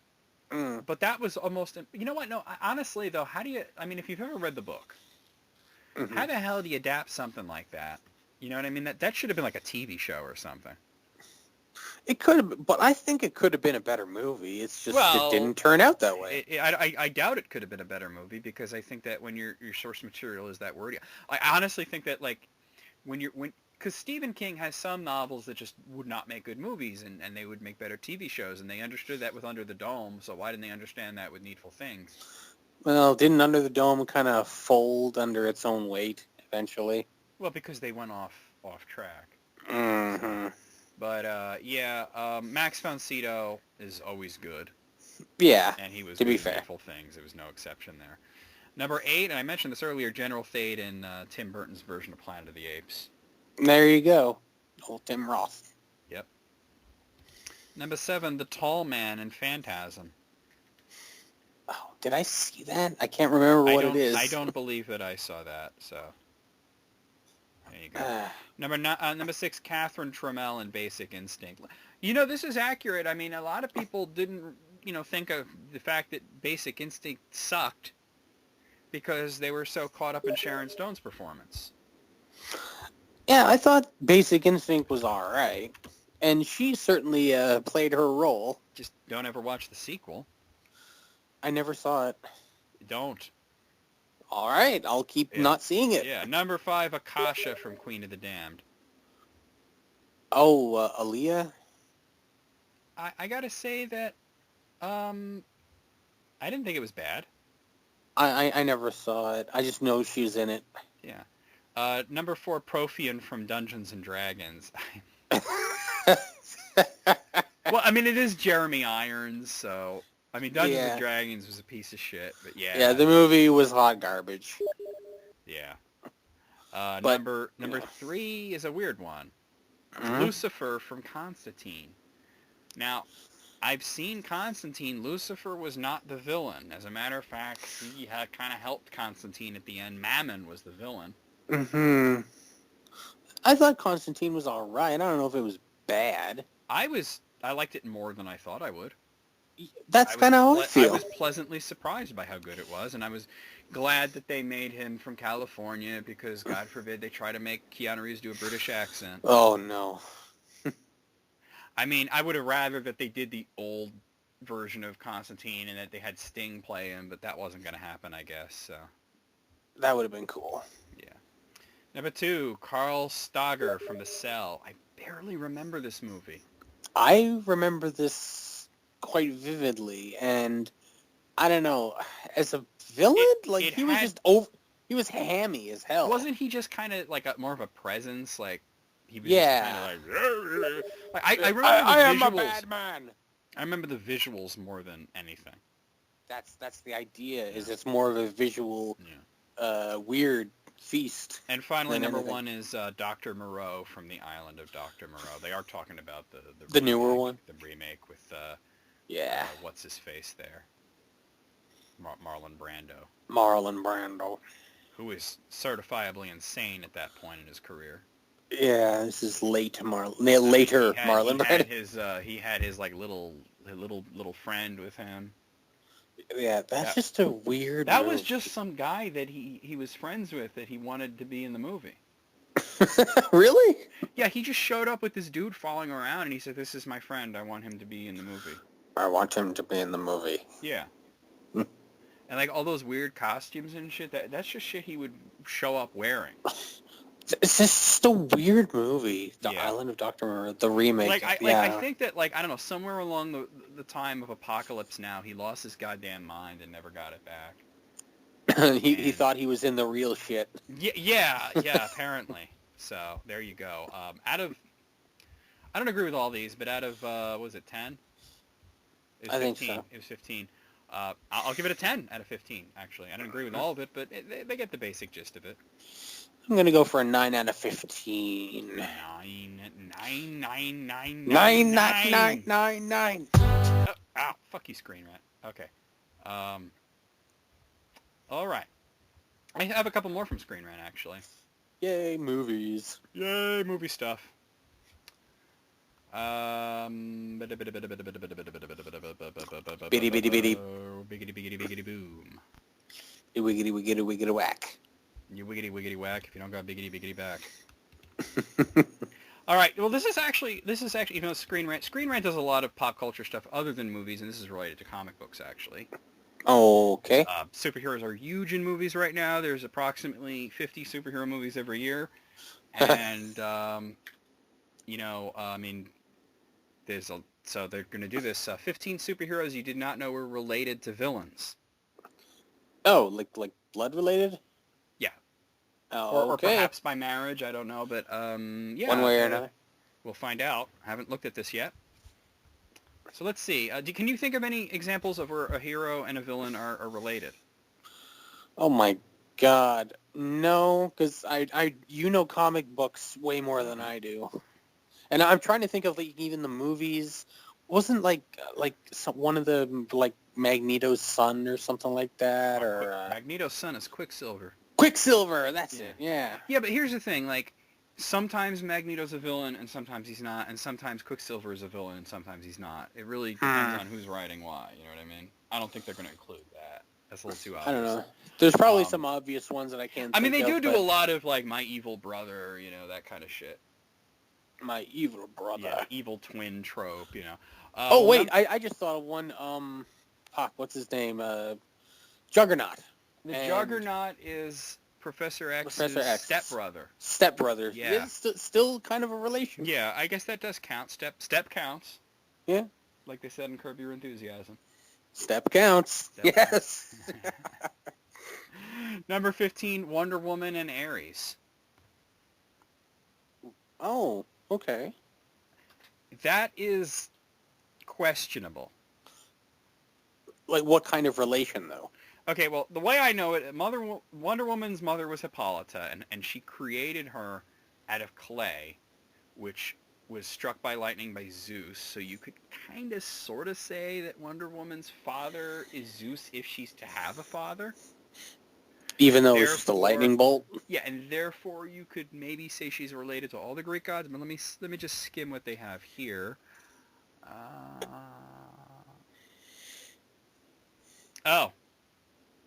They're going with the New 52 version. Oh, okay. So in the New 52 version, Diana is the biological daughter of Hippolyta and Zeus. Oh. So there was no clay doll. They fucked. They got freaky. Then again, you know how Zeus, you know how he be. He turned into a swan or some weird shit, you know? Turned into a bull, didn't he? Bull, swan, he's done it all, man. He did some weird shit. The golden shower at one point. Fuck. Number 14. He R. Kelly'd it. No, I mean like literally he appeared as Golden Rain. Yeah, but still, you know. Number 14, The Flash and Blue Cobalt. Boy, that is an obscure one. Nobody's ever heard of Blue Cobalt. Come on, guys. Yeah, I know of Blue Beetle, but not Blue Cobalt. Who's Blue Cobalt? Sort of a brother from another dimension type of thing. Okay. Yeah. All right, let me move on to the next page here. Number 13, The Runaways and the Pride. This is sort of the side of Marvel that I'm not too aware of, so I'm going to kind of just be like, yeah. Wait, like whole teams related to each other? I know the Runaway is like a group of teen superheroes, and the Pride are adults, so I'm assuming they are the bad guys and their kids became the good guys? Oh, maybe. Okay. I don't know about that. Number 12, Batgirl and Clue Master. They're talking about Stephanie Brown as Batgirl. Her dad was the Clue Master. Oh. She literally, like, hated her dad and became a superhero. She was originally the Spoiler. And then she became Robin, and then she became Batgirl. Oh, okay. But she literally became a superhero to spite her dad. Oh, wow. So that's a fuck good example. you, Dad! Yeah. Number 11, Aqualad and Black Manta. Yeah. Aqualad's Black Manta's I think son. I knew that, actually. Yeah. Now that you mention it. Number 10, the Hulk and the Red Hulk. They're related. Well... how? I mean, the Red Hulk is technically his father-in-law. So I guess, yeah. Oh. In-laws count. In-laws count. It counts. In-laws count. In-laws count. All right. Because the Red Hulk was General Ross, who was Betty's father, and at one point, Betty and Bruce were married. All right. So well, it's in there. Newest collection, but there you go. Number 9, Batgirl and Lady Shiva and David Kane. That's the Cassandra Cain version of Batgirl, and she was a bad person at one point. She was a villain for a while. She's a bad person. I meant to say bad guy, but then I realized she's not a guy, and I kind of fucked She's myself a bad up. person. She's a bad person. Number 8 is the one you mentioned, Professor X and Juggernaut. Yeah. Professor X's father was this abusive guy. Mm-hmm. Or no, it wasn't his father. It was his stepfather was this abusive guy, and his stepfather had a son named Cain Marco. And the story was that they were friends, they were pretty close, but they went and they fought in the... they probably updated it since then, but it was the Vietnam War. Mm-hmm. And they found the Temple of Sidorak, and it collapsed on them. And Charles always thought that Cain died. And it turns out that the Gem of Sidorak empowered him. Yeah. He's not a mutant. Nope. You just got a cool suit. Yeah. It's custom made. Yeah. Number 7, Superboy and Lex Luthor. They're related? Like, Okay, that's how that shit goes down? This is the Connor Kent version of Superboy. He was cloned from Superman, but there were other genetic material used, sort of like a Jurassic Park situation where they had to use like frog DNA and shit. Was this the Superboy that went nuts? No, no. This is the good one. Oh, okay. This is the one that died, and then he came back a few years later. Oh, all right. The evil Superboy killed him. Oh, but damn. Yeah, no, this is the one that was like when they did the Death of Superman, he was one of the 4 that appeared. He was the clone of Superman, but he was a teenager. Oh, cool. In the 90s. No, okay. So originally they revealed, well, they did that somebody else had DNA that they donated to this, and there was this fan that kept writing and telling DC that it would be a great idea if the other person whose DNA was like, because literally Superboy's got 2 daddies. Oh, yeah. About it. And he thought it would be great if it was Lex Luthor. And they were like, well, that's nice, but no. And they made it Emil Washington, or whatever the hell his name is. Anal Washington. Emil, not Emil. Professor whatever the hell he is.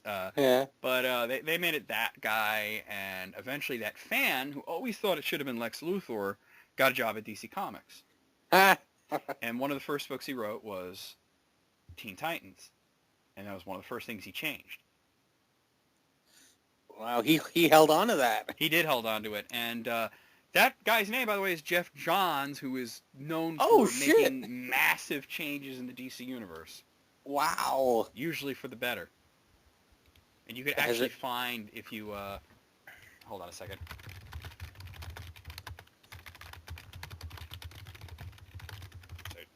Andrew is bugging me out to tell him what I'm doing.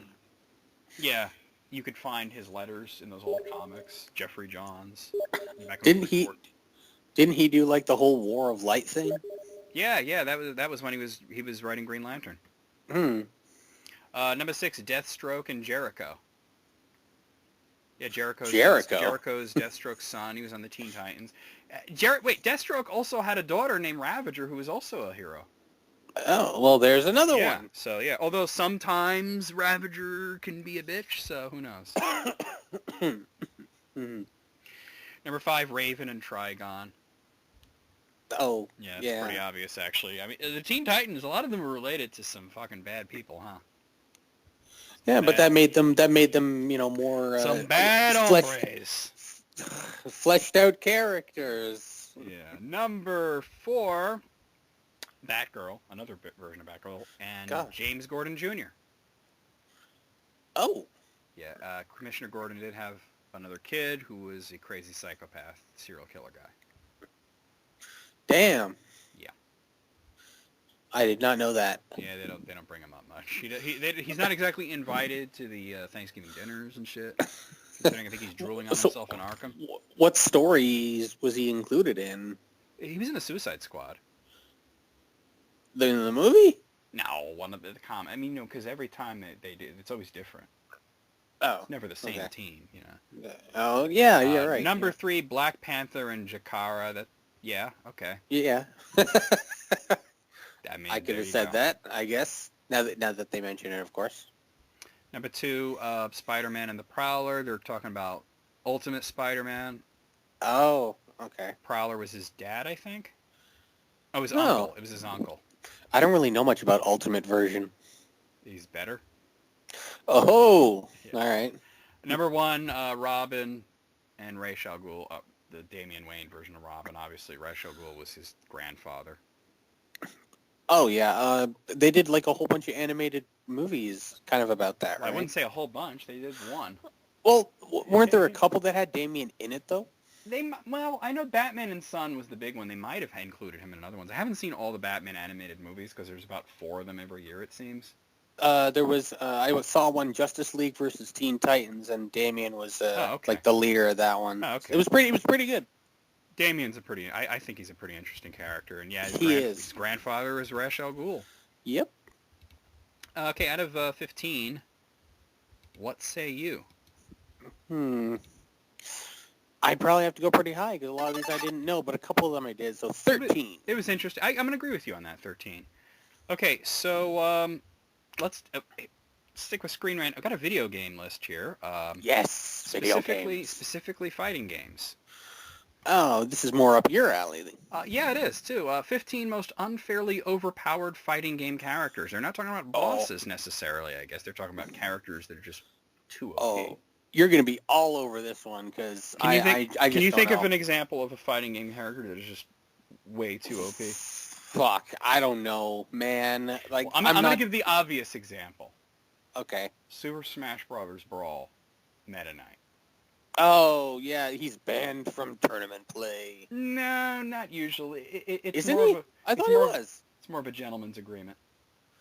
Oh, like if you do it, you're a dick, kind of. Yeah, exactly. I thought he actually. Well, you know what it was is that there were some tournaments that were considering banning him, but eventually what happened is because Meta Knight is so good, so much of the metagame was revolved around countering Meta Knight that he dropped in the tiers.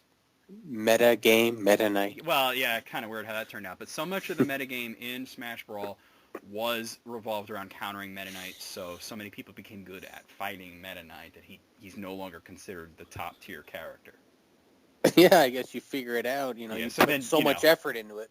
So Diddy Kong became the king of the heap, but still Meta Knight is OP. Do you have an example? No, man. I'm not good at this kind of judging. I just want to go into this cold and see what they do. All right. Well, number 15 from X-Men versus Street Fighter is Cyclops. Cyclops is ridiculous. You did not use him to fight. You used him to gain meter. You would switch him in, and what you do is you do a super jump, and you just mash on the Fierce button. Yeah? And he just did with this really short range, burst with it. It wouldn't hit anything, and you just do it as many times as you can in the jump, and your meter would jump up, and then you'd switch out to the other character, and your super meter would be all the way up. Oh, because see, I'm thinking of Cyclops from Marvel vs. Capcom. He's No, he was ridiculously overpowered X-Men versus Street Fighter because they called him the Battery because of how good he was at charging. I get it. So there you go. Number 14 is Eddie from Guilty Gear Xrd #Reload. They had some weird names for those games, man. Yeah, I can't attest to this. The only Guilty Gear game I'm most familiar with is XX Accent Core, because I actually owned it because it was metal as hell. Number 13 from the original Super Smash Bros. Pikachu. Yeah. I guess so. I mean, in the first one it was Pikachu, and the second one it was Fox, and the third one it's Meta Knight, and now it's Rosalina. I mean, yeah. Really? Rosalina? Yeah, Rosalina's God tier. Oh my... Unless it's changed since I last looked, but yeah. That is unexpected. Number 12 from King of Fighters Maximum Impact 2 is Armor Ralph. All right, I'm not familiar with the King of Fighters series at all. You go. Nobody played Maximum Impact. It was fucking hella lame, man. Oh no. Maximum Impact and Maximum Impact 2 were lame. Where do they fall into the series? They were they don't. They were like Street Fighter EX kind of thing. Oh, the 3D weirdness? Yeah, exactly. Okay. Number 11 from Ultimate Marvel vs. Capcom 3, the Phoenix. Phoenix Wright? No, Phoenix as in from X-Men. Oh. Yeah. I'm surprised they didn't include Virgil. Virgil? Oh. Virgil's ridiculous. I still haven't played that. I want to play it. I just never got around to owning the game. It's okay. I know it's on Vita. It's okay. Well, I have Marvel vs. Capcom I'll be 2. honest with you. I was so looking forward to it because I love Marvel vs. Capcom 1 and 2, especially 2. Even though 2 is an unbalanced mess. And I expect Cable from 2 to be on here. Or Magneto. or just the 4 gods. Cable, Magneto, Storm, and... Cable, Magneto, Storm, and...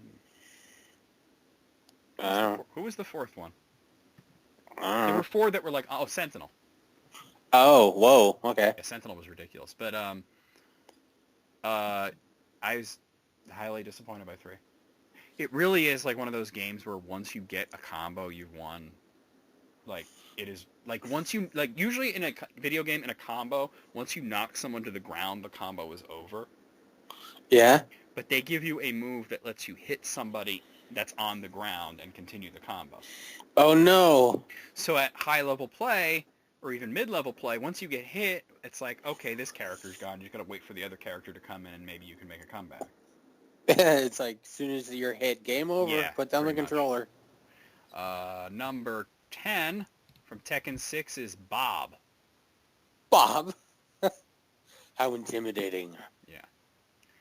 Bob from Tekken 6 looks like they looked at Street Fighter 4 and they saw Rufus and they said, how can we copy that but change it just enough that we can't be sued? Okay. So, Change it just enough. just Tweak like it. he's fat, he's blonde, he's surprisingly fast. It's just, you know. It's weird. And give him a very generic name. Bob, yeah. Well, they all have generic names in Tekken. You notice that? Well, you got who's the main dude? Heihachi? Heihachi. That's a cool name. I don't know. Maybe in China that's like Bob. Maybe. All right, number 9 from PlayStation All-Star Battle Royale, Cat and Dusty. Oh, that's like that Smash Brothers-ish kind of Yeah, game, it's right? sort of Smash Brothers-ish. She's the Except chick you got to from- use like a super move to finish him or something. Yeah, she's the chick from Gravity Rush. Oh, dang, Gravity Rush. She was I a haven't played it, but I've DLC seen- character, and apparently she was overpowered. I did not play this game. Mhm. I was not that interested. Number 8 from Super Smash Brothers Melee, Fox McCloud. There you go. There it is. Yeah, that's He's, not a surprise. he's fast and furious. It's ridiculous. Mhm. It's ridiculous. Number 7 from JoJo's Bizarre Adventure, Pet Shop. What? Okay. I'm trying to... Which version of... Oh, this is the newer one. JoJo's Bizarre Adventure Heritage for the Future. Heritage for the future. All right. Yeah. I'm not familiar with the show or the games or nothing. Yeah. I got nothing I on played this. the one on Dreamcast, but that was a while ago, you know. Damn, Number that 6. series has been around. Number 6 from Street Fighter 3 Second Impact, Gil. Gil was the last boss, but in that version you could easily access a way to play as him, and he was just as good as a player character as he was as a boss. Oh dear. Ridiculously overpowered. I mean, he had 2 super arts. One was a meteor shower in Street Fighter. It's kind of ridiculous. And the other was resurrection, which basically meant if you knocked him out while his meter was full, he would resurrect to full health. Oh my god. You could hit him out of it so that he wouldn't get all his health back, but it was harder than you would think to do. Did you ever try him? Like try playing as him? Yeah, it's stupid. It's not even fun. They actually gave him a third super in the third version of the game called Cepharic Wing, which was this huge full screen thing that couldn't be blocked or parried. Oh, come on. But that version you couldn't play as him. Oh, okay. Unless you cheated. Numbers 5 from Soul Calibur 4 is Hilda. Soul Calibur 4 is right around where I lost interest, so... Yeah, the last one I played was 3. I bought 4, I played it a little bit, and then I was like, you know what, I'm good. It's not as good as 3, which was not as good as 2, and which was not as good as 1, and I felt like I see where it's going, and I felt like a schmuck for buying it for the 4th time. Yeah, I mean, it was fun while I was really into 2. Yeah. But then I played 3 and was like, all right, I think I can put this down now. Yeah. Number 4 is from Marvel vs. Capcom 2, Sentinel. There like you I said, go. you could easily put Cable or Magneto or Storm in there, but Sentinel probably was the best character in the game, and considering that there were some characters that are never used unless you're trying to make fun of the other person. You know, there's 56 characters, and people pull from a pool of like around 50. Yeah. You know? I mean, there are characters that are only used for their assists. Like Captain Commando is crap, but he has a really good assist. What is your favorite 3 people to choose from normally? Well, I really like Iceman. Okay. I really like Iceman. Believe it or not, I like Guile. A lot of people don't like Guile in that game, but I do like Guile. Okay. And for the third one, I would Magneto. I mean, All right. he's my favorite of the X-Men and he's just really good. So Magneto. I have a very weird 3 that I like. I like Tron Bonne. Okay, I she's good. I like Gambit because he looks Okay. awesome, and I like BB Hood.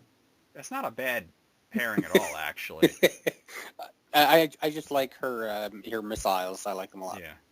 Number 3 from Ultimate Mortal Kombat 3, Noob Saibot. From the Ultimate version. Ultimate Mortal Kombat. I mean, I would almost say that, like, yeah, like Noob and Rain and to a lesser extent Human Smoke were completely broken. So, like, the characters mainly for the Ultimate version. Yeah, pretty much. Wait, was Ermac in that one? In the home version, yeah. Oh, okay. He's really good, too. Mm. Number 2 from Super Street Fighter 2 Turbo, Akuma. I mean, Well, you had to put in a cheat code to even play as him, and then it was like a weakened version of him. yeah, it wasn't just like Super Ryu. It wasn't Shin Akuma. You could play as Shin Akuma in some of the home ports if you put in a different code, but that was it was ridiculously unfair. Yeah. Yeah, That's Akuma for you. And finally, number 1 from Super Smash Bros. Brawl. Who is it, Jesse? Ness! You know that Ness is actually, in all the games, considered really bad? I really like him. Yeah. No, it's Meta Knight, of course. Tonight. It's kind of funny, though, that Meta Knight was, like, the character to beat in Brawl, and it was, like, that was the, that's Sakurai's creation, and he had wanted Meta Knight to be in the first game, In the N64 game? Meta Knight and DDD were supposed to be in it, and he decided not to because he didn't want to be accused of putting too many of his own characters in it. Yeah. So Yeah, I then mean, at that point, once you get to the third game, he's like, all right, there's like approximately 5 billion Mario characters in this. I think we could stick Meta Knight and DDD in it. Yeah, like you stick Kirby in there. That's good enough for the first one, beginning. Yeah. The first one, Like even the Mario, it was really just Mario and Luigi, and I mean to a certain extent you can count Donkey Kong, but that was before like Peach and Bowser and Wario and all these other characters, and Rosalina now. And freaking Solid Snake. Oh wow, Solid Snake was only in Brawl though. Yeah. He hasn't made an appearance since, probably because they'd love to spite Kojima, right? Oh, poor Kojima. You know that like the only reason that Solid Snake was in Smash Brothers was because Kojima begged Nintendo to put him in there? Yeah, he wanted him in there. He wanted him in Melee. Oh. And apparently he got to them too late. They were like, "Whoa, we finished the game. You should have told us earlier because we would have totally done that." Oh, wow. And so they promised to put him in the next one. And now if you think about it with third-party characters, I mean, we got Sonic. Mm-hmm. We got Ryu from Street Fighter. Cloud is in it. Yeah. Bayonetta. Yeah. Pac-Man. Yeah, it's getting weird, man. Mega Man was there from the beginning.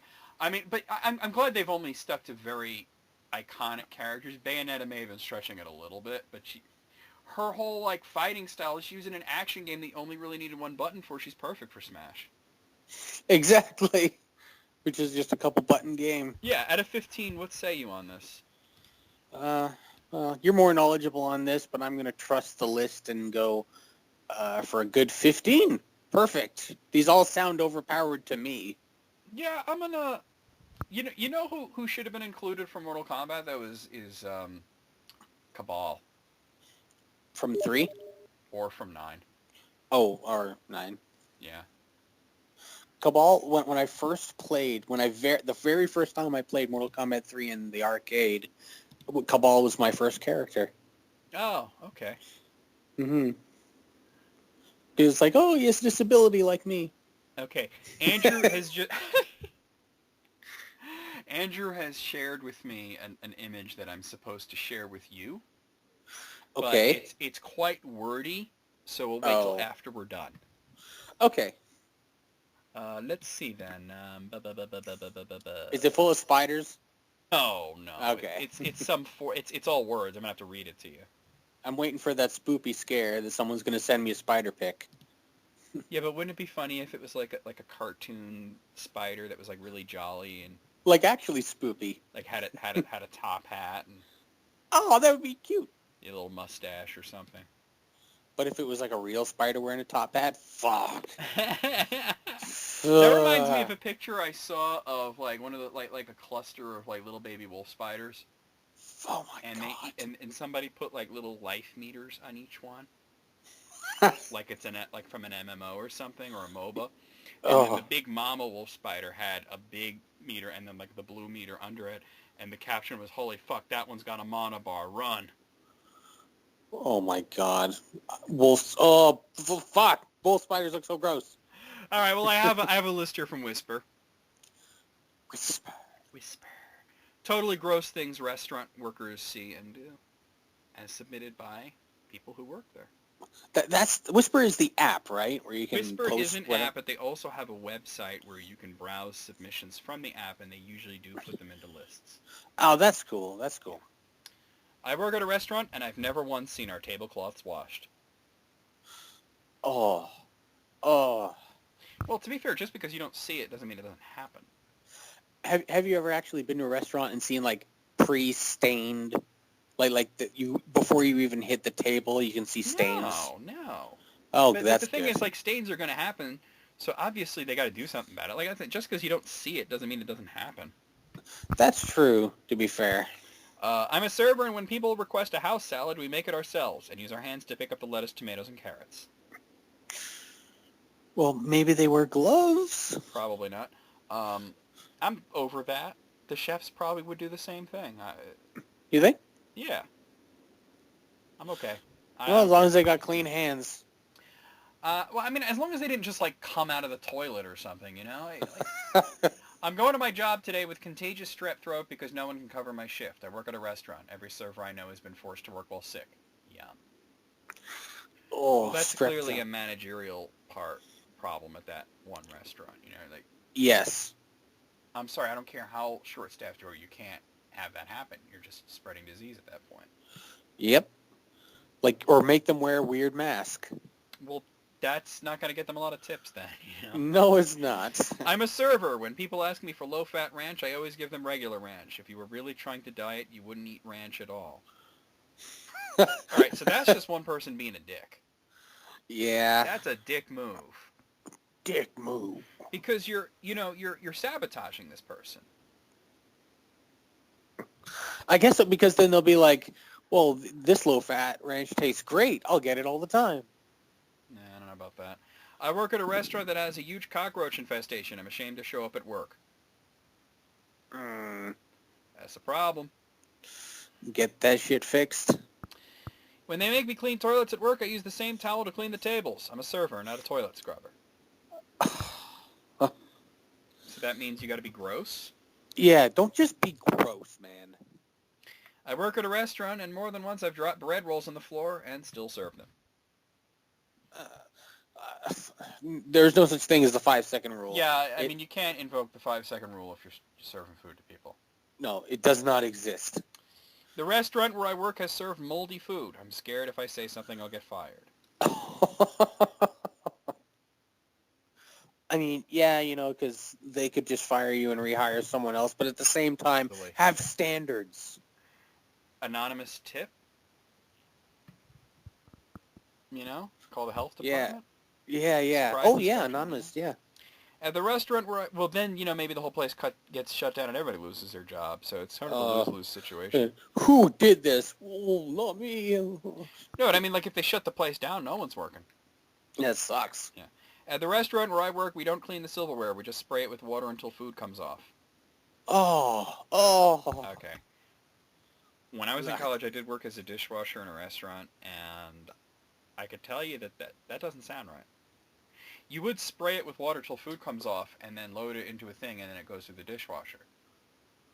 Yeah, like just get the big food off first. Exactly. And then you let the dishwasher do its job, where it's sprayed with incredibly hot, soapy water, and it's like fucking sterilized. Yeah, exactly. I mean, it's really easy. The machine does all the work.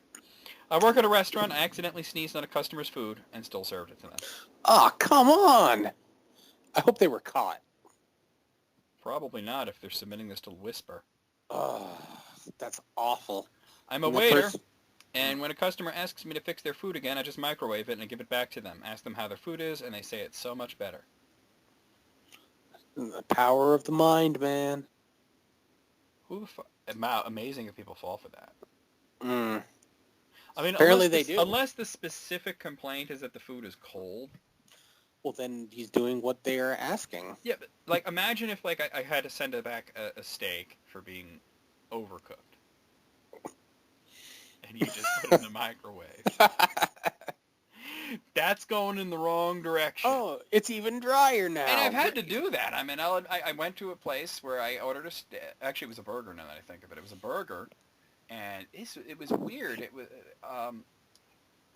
they would always ask me, how do you, you know what? It wasn't a restaurant even. I'm remembering a little better now. It was a place that we get takeout from. It was a restaurant, but you can get takeout from them. Okay. And I'd order, they had really good burgers, but they had a hard time listening. They would ask me, how do you want it cooked? And I would say, very rare. And it would always be well done. Oh my God, that's the opposite. Every single time it would be well done. And it's like, do I really want to like go back there and go through this whole rigor? You know, and every time I called them, I'd say very rare, and please make sure it is actually rare because last time it was well done. And it would still be well done. Well, just don't order from that place again. So eventually what happened is, this happened about 3 times. And the owner's husband started to work at the same place that I worked. And he heard me ranting about it. Uh-oh. And apparently, he said, next time you order from there and you're going to order a burger, tell me. And I did. And apparently, he went down there and yelled at them that they fucked it up several times and that I'm always asking for it rare and this and that, and they always give it to me and it's, you know, well done. Because I think I showed him at one point. Oh. And he was like really pissed about it. Standards, man. He like yelled at the chef. And and apparently they gave him a line about, well, one time we cooked it for him rare and he complained it was too rare. And he said that to me and I said, honestly, that don't sound like me. I mean, I'll be honest with you. First of all, when it comes to beef, I don't really believe there's a such thing as too rare. I mean, you could run that shit through a warm room and I'll be good. And secondly, to be honest, if it was to the point where I thought it was like really like too raw and then it was like unsafe, I would just put it in the microwave for a few seconds. I wouldn't complain about that. Holy That's fuck. easy to fix. You know what I mean? Why would I complain about a hamburger being underdone when there's a microwave? You know what I mean? Yeah, I guess. Well, like seriously, You're on okay. your own here. This fucking burger's like blue. All right, let's put it in the microwave. 15 seconds. Okay, now it's like rare. I like my meat to look cooked as well. Not crisp. Just look cooked. Well, you like it well done then. All right, that's fine. There's nothing wrong with that. But my point is, if it was not cooked enough, and I'm not talking about you're in a restaurant, like you're in an office or whatever, and you have a microwave, wouldn't you just zap it? I don't know, man. What do you mean? I don't know, man. What? I'm not understanding what your problem is here. Like, don't get the impression that I like hamburgers like I don't know. Pieces of coal. I'm not understanding it. If it was undercooked, wouldn't you just zap it? Well, I guess so, yeah. Yeah, that's my point. So, like, why would I complain about something being underdone? That doesn't make sense. And I said, they must be confusing me with someone else. Oh, yeah, as for That must that, be the yeah, I problem. guess so. It's not like I'm the only fucking John in the world. It's a fucking common name. Mm-hmm. So then, you know, the next burger I got was perfectly rare, but All right. they fucked it out some other way. So I was like, at that point, I was kind of done with that. You know what I mean? Too much lettuce. No, they forgot something else. I forgot exactly. It was a sauce or some shit. All right. I'm a server, and I only wash my hands if there's someone else in the bathroom. Oh, that's just bad for your day-to-day life. This is bad in general. You're I gonna touch get customers' sick. food all the time with dirty hands from the kitchen. Nasty dishes, the floor, door handles, who cares? Oh, fuck.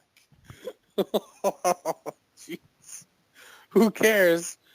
the well-being of the people you're serving, Yeah, who man. cares, right? Yeah. I'm a server, and one time I stuck my tongue in a guy's juice to see if it went bad in the fridge. He drank all of it afterwards. Man, who are these savages? Wouldn't smelling be a better way of doing that? Yeah, you can smell if it's rancid.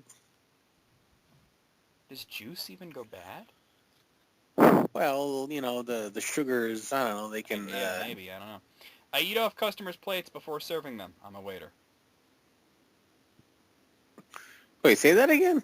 I eat off customers' plates before serving them. Oh, I eat. Oh, my God. Well, I'm not going to begrudge them a French fry, but... Okay. I mean, if they're, like, taking a bite out of your hamburger, that would be a problem, but... Well, it's an aesthetic bite. It's not real. Yeah, right.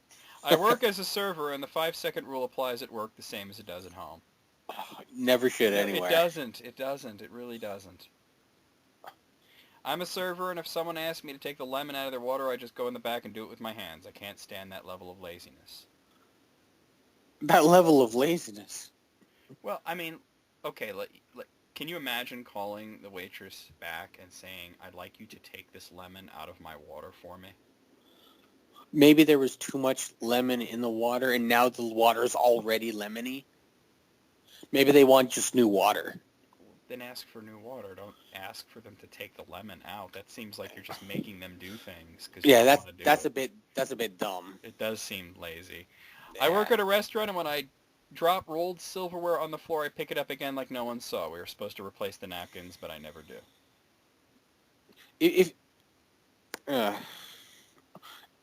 Sorry, I'm thinking about the lemon again. If let's just say you were a server and someone said to you, sorry, but could you take this lemon out of my water? Would you do it, or would you just respond with take it out yourself?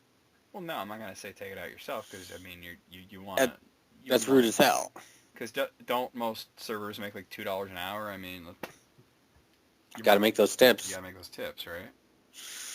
Mm-hmm. But there's got to be like a right... There's got to be like a right answer, a good way of telling them. It. Oh, that'd suck. You just do it. You in any kind of job where you're serving people, like, you got to eat a little shit. That sucks. It's not a prideful experience. That's got to be a bummer. It's not for people who have huge egos. Definitely, I guess you have to apologize like to everybody. For always. for shit that's not your fault. Probably mostly. Yeah. So I don't know how many there were. So let's just give this a letter grade. I'm gonna say B on this one. Yeah. Some of these were shocking. I'll give it a B plus. It wasn't so shocking to me because I've seen too many of those like restaurant workers exposed shows that they did in the 90s. Oh. Or like Restaurant Undercover. Yeah, shit like that. Bar Rescue. Oh, well, those shows are fake as fuck. I'm talking about the ones where they literally just put cameras and caught people, like, pissing and shit. Oh, like the TV specials. Yeah, the ones that used to air on Fox all the time back in, like, the late 90s. Okay, I know those. I used to see that shit all the time. All right, well, let's start getting around and maybe wrapping it up here. Maybe do one more. I got a movie one that might be interesting from Screen Rant here. All right, movies. 10 completed films that were never released. Okay. Can you think of any? The Fantastic Four movie from the 90s. The Roger Corman? Yeah. Yeah. That was never intended to be released, though. Oh, what about the Clown That Cried? That, I believe, was released. It was? I mean, it had a run in theaters, I believe. Oh, okay. Well, never mind. But it was never put out on any kind of home video. I believe the only copy is actually owned by Jerry Lewis, and he refuses to ever let it be seen. Yeah, okay. That's what I'm thinking of then. Never mind. And then there were films that are lost, Yeah. as well. I think that's more of a lost film. It was released at one point. That's probably its own list. Probably. Number 13 is Don's Plum. I heard about this. It was a black and white independent film that actually had some star power in it. Like Tobey Maguire was in it. Oh, Leonardo DiCaprio was in it. It was actually one of his first roles when he was wow. just starting out. And apparently the guy who directed it wanted to release it, but he had problems with Tobey Maguire and Leonardo DiCaprio trying to block its release, and they've been blocking its release ever since. Wow, I wonder why. I mean, it's a whole movie, man. Nobody really knows the reasons why, but it's been suggested that they were sort of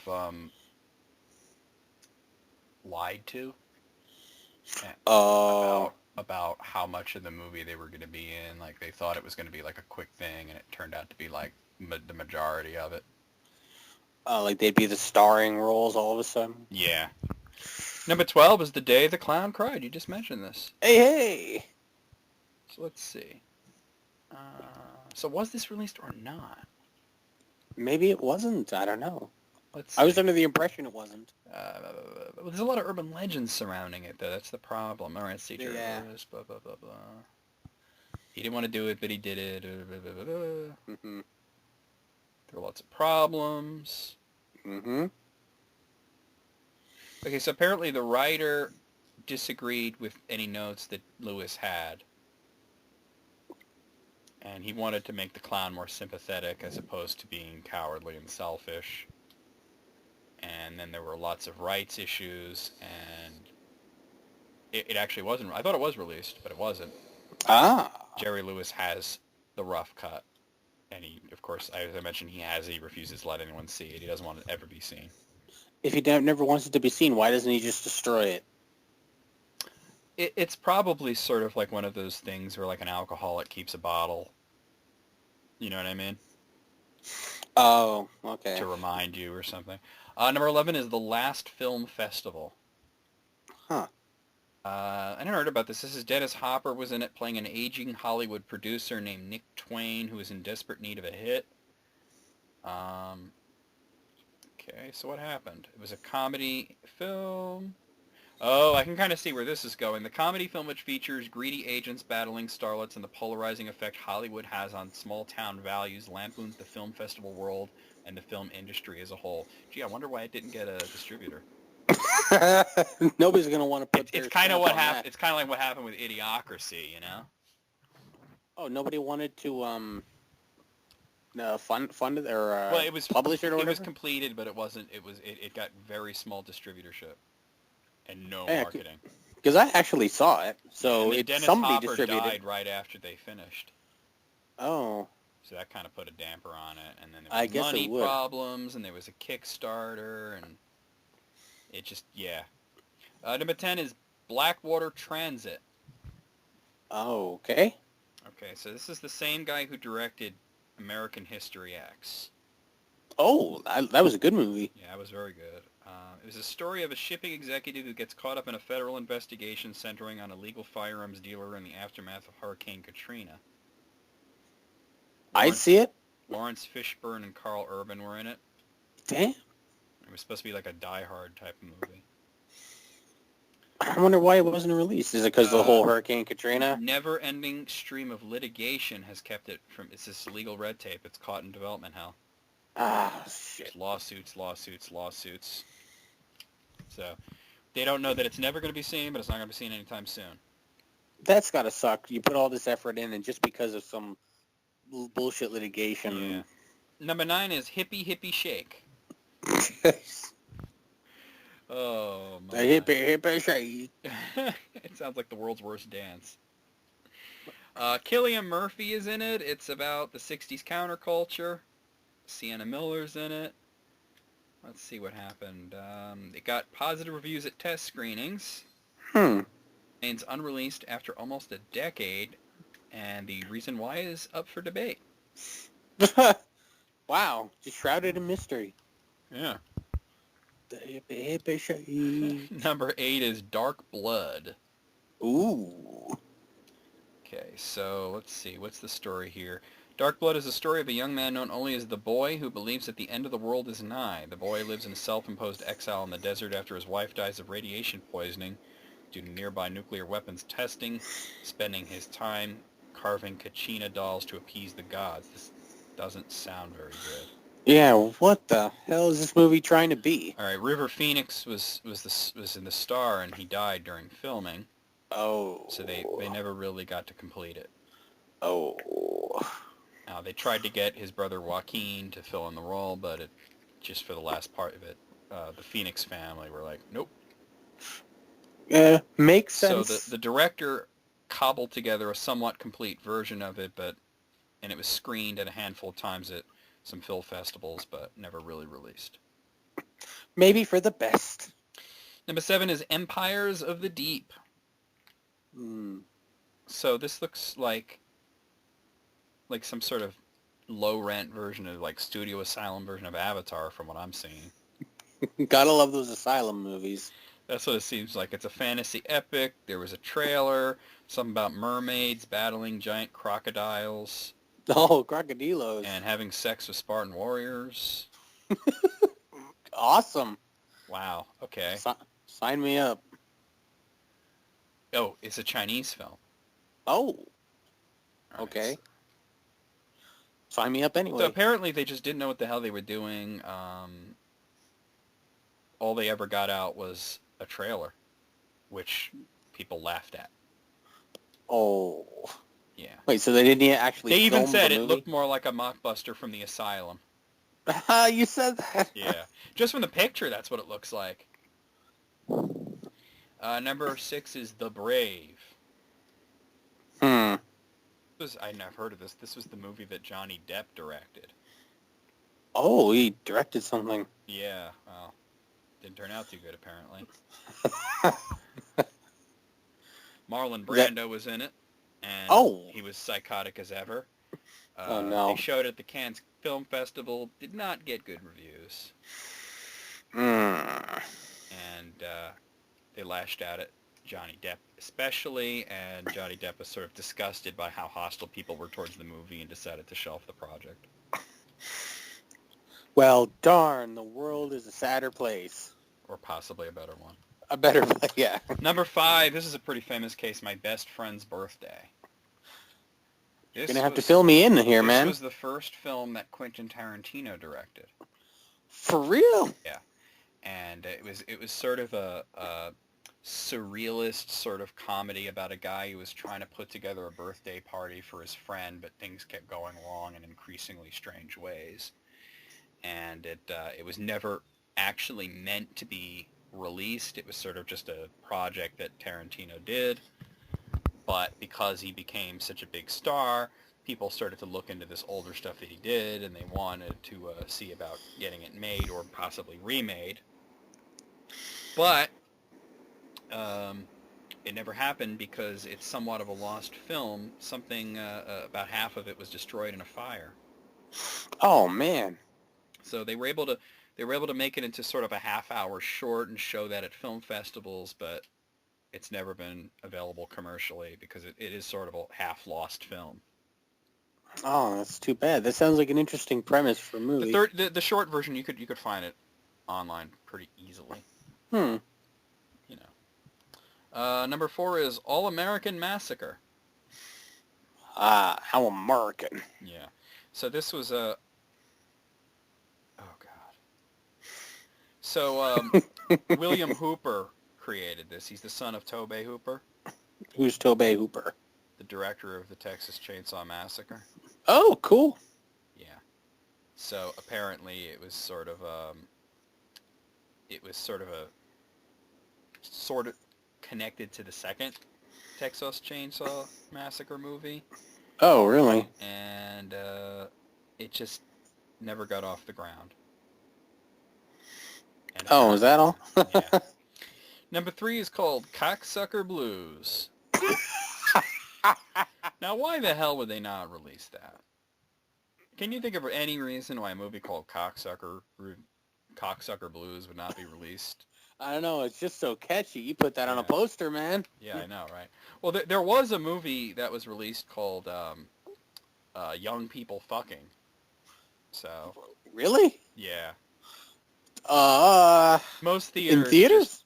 Yeah, most theaters just shorten the name to just Young People. ... Young people. Wink. Yeah. Wow. Let's see. Now, this one has been shown to the general public at film festivals, and it was screened at the Museum of Modern Art in New York in 2012, but it was never actually made available for any kind of purchase or, commercially. This is actually a biopic for the Rolling Stones. Oh, really? Yeah. Your favorite band. The title sounds very apt in that case. Number 2 is called Nothing Lasts Forever. Sounds like a bad Bond knockoff film. Yeah, kind of, right? Tomorrow is never today. Produced by Lorne Michaels. Oh, SNL and Bill Kids Murray, in the Hall. Dan Aykroyd. Whoa, really? Sounds good, right? Yeah. The film concerns a dystopian New York City where Gremlin star Zach Galligan works as a dead-end job but dreams of being an artist. The totalitarian state makes his dreams impossible until he learns that there are magical hobos living underneath the city who can grant him his wish of becoming an artist. But first he has to travel to the moon via a city bus headed by Bill Murray and charm one of the lunar denizens. All right, it just got a lot worse. What the hell is that even? Magical hobos going to the moon on a bus. What? Lunar denizens. What? What is that? It's like the world's worst Final Fantasy plot. Or a horrible 5-minute SNL sketch. Yeah. What? Yeah. Wow. That's just. I'm good on that. Phil Hartman would have played one of the denizens. So they had a press screening and it didn't go well. Turner Classic Movies aired the film in its entirety once at 2 a.m. I'd want to see it out of curiosity. Well, it might be floating out there on the internet. Yeah, bootleg copies of the film have been floating around for years. All right. Recently even appeared on YouTube. Oh, wow. Number 1's The Fantastic Four. Yeah, right. This was a movie that it was known as an ash. It's what's known as an ash can, where they produced a movie to hold the rights to the property. Oh, there's an actual term for that. Yes, okay. It's called an ash can. Like it happened with The Hobbit once. There was a guy who had the rights to a Hobbit movie, and he made like this 13-minute animated short that had almost nothing to do with the book. Oh man. And that was before Rankin Bass had their shot at it, and then later on New Line Cinema, of course. But who made 3 movies out of it? Out of one book. Yep. Yes. But yeah. The unfortunate thing about the Fantastic Four is, I mean, they wanted to do it super cheap. They got Roger Corman. He's known for being able to make movies very, very cheap. The problem is that Fox, who were making this movie, never told Marvel that they had no intention of releasing it.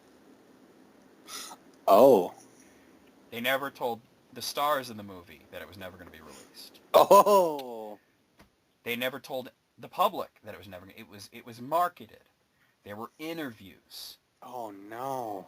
People were expecting it, and then it sort of just dropped off the map. There was even a trailer.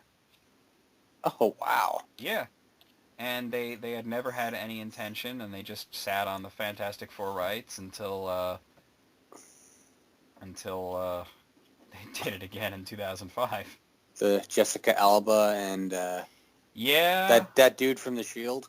Yeah, Nick Mackey there. See, think about it. Like that was around 1994, right?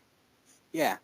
And then another 10 years, they made another movie, and they did that one to keep the rights. Yeah. And then they made another one in 2015. Every 10 years, there's going to be a shitty Fantastic Four movie.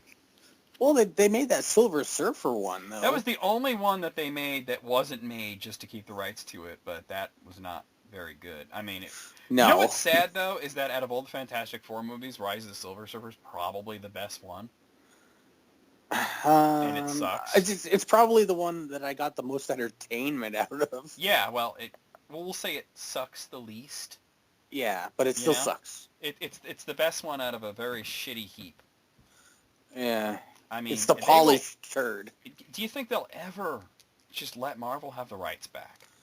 They can do it right, man. I mean, I want to see it as a something that's not part of them. I don't want to see these idiots in the Marvel universe. I want to see it as like a movie within a movie, like literally in the Marvel Cinematic Universe there are movies about superheroes, and one of them is Fantastic Four. Like the Avengers go to see the Yeah, Fantastic Four movie. I want to see Tony Stark walking out of a movie theater, playing Fantastic Four, and going, "That was such bullshit." Oh, that would be so good. That's some meta humor right there. Come on. And then he says something like, "It's like they made it to just hold the rights or something." Yeah, right. Like they only made that so they could hold the rights to those comic books. Yeah. Well, Marvel has got almost everything back that they sold off, so. Almost. Fantastic Four and X-Men are like the holdouts. But X-Men is still doing pretty good for themselves. Yeah, exactly. I mean, we got an X-Men TV show coming up. We got the Logan trailer looks dope. The Logan trailer looks really good. That Deadpool 2 is being worked on, so. Mm-hmm. So they're doing just fine. You know, I almost kind of hope. Speaking of Deadpool 2, I almost kind of hope that they don't give it a super huge budget. Because really, one of the things about Deadpool was it had a very small budget, and not only did they make it work, but they kind of made it work for them. And I don't want it to be like one of those things where now it just becomes a special effects movie. This Deadpool had a really fucking good script. And that's what made it... And they even made jokes about the budget in the movie. Yeah, so maybe they could give it a slightly bigger budget, but... Yeah, like, increase it to where they can do what they want to do, but don't make it like an Avengers movie, you know? Still make them stretch for it. Don't make it like X-Men Apocalypse, where they can have all the money in the world and they can do whatever they want, even though I like X-Men Apocalypse. Me too. That worked for X-Men Apocalypse. It's not going to work for Deadpool. No, Deadpool is a smaller movie. You know, my mom hated Deadpool. It's unbelievable. But I mean, it's also not for everybody. Well, I kind of agree with you, but at the same time, my mom has this habit of harping on one thing, and in that case, she just did not like the way that Deadpool talked to the camera. But that's his shtick. Yeah, I said that. Well, that's what he does in the comics. So, but anyway, yeah, Fantastic Four. I mean, it's so out there. Like the bootlegs are so prevalent that if you want to watch it, you could watch it. Yeah, like I remember seeing this. I saw the 1994 movie back in when the other one was about to come out. The first one, 2004. So you went back and you watched the Roger Corman thing. Yeah, when I was hanging out with some people at a video game store, they're like, "You want to see this movie?" I'm like, "Oh wait, what is it?" yeah, like you're not gonna drag me in back and make me watch a snuff film, are you? Snuff? No. Well, the way you even said it in a creepy voice, like, you want to see this movie? You want to see this movie? Yeah, let's watch this movie. He's like, wait, back up. What are we talking about here? It's like, it's an unreleased movie. I'm like, ooh, you know? Yeah, well, an unreleased snuff movie. Oh fuck. Yeah, I'm just thinking like that still like you still like, okay, what's it called? Yes. Yeah. All right. Well, out of 15, some of these I knew, some of these I didn't, so I learned some things. Mm-hmm. And yeah, I'll give it a 15. I'll give it a 15 because even the stuff I knew, like I still learned a little something. Exactly. The more you know. I mean, like I said, Stan Lee was going out talking about it. The Fantastic Four, the cast were doing promotions at festivals. Trust me, true believer. They were showing up at Comic-Con and yeah. Oh boy. And, they never told Marvel or really anybody that we were just not going to release this at all. We were just being dicks. So wasn't Fox ever like, yeah, about that? Like, someone would have had to ask, whatever happened to that movie that you very prominently promoted? Well, Yeah. They'll probably say something, oh, it sucks, so we probably decided not to release it. All right, well, that'll be List Critics 2. Mm-hmm. I'll see That's you guys, about it. Next month. Yeah, see you in November.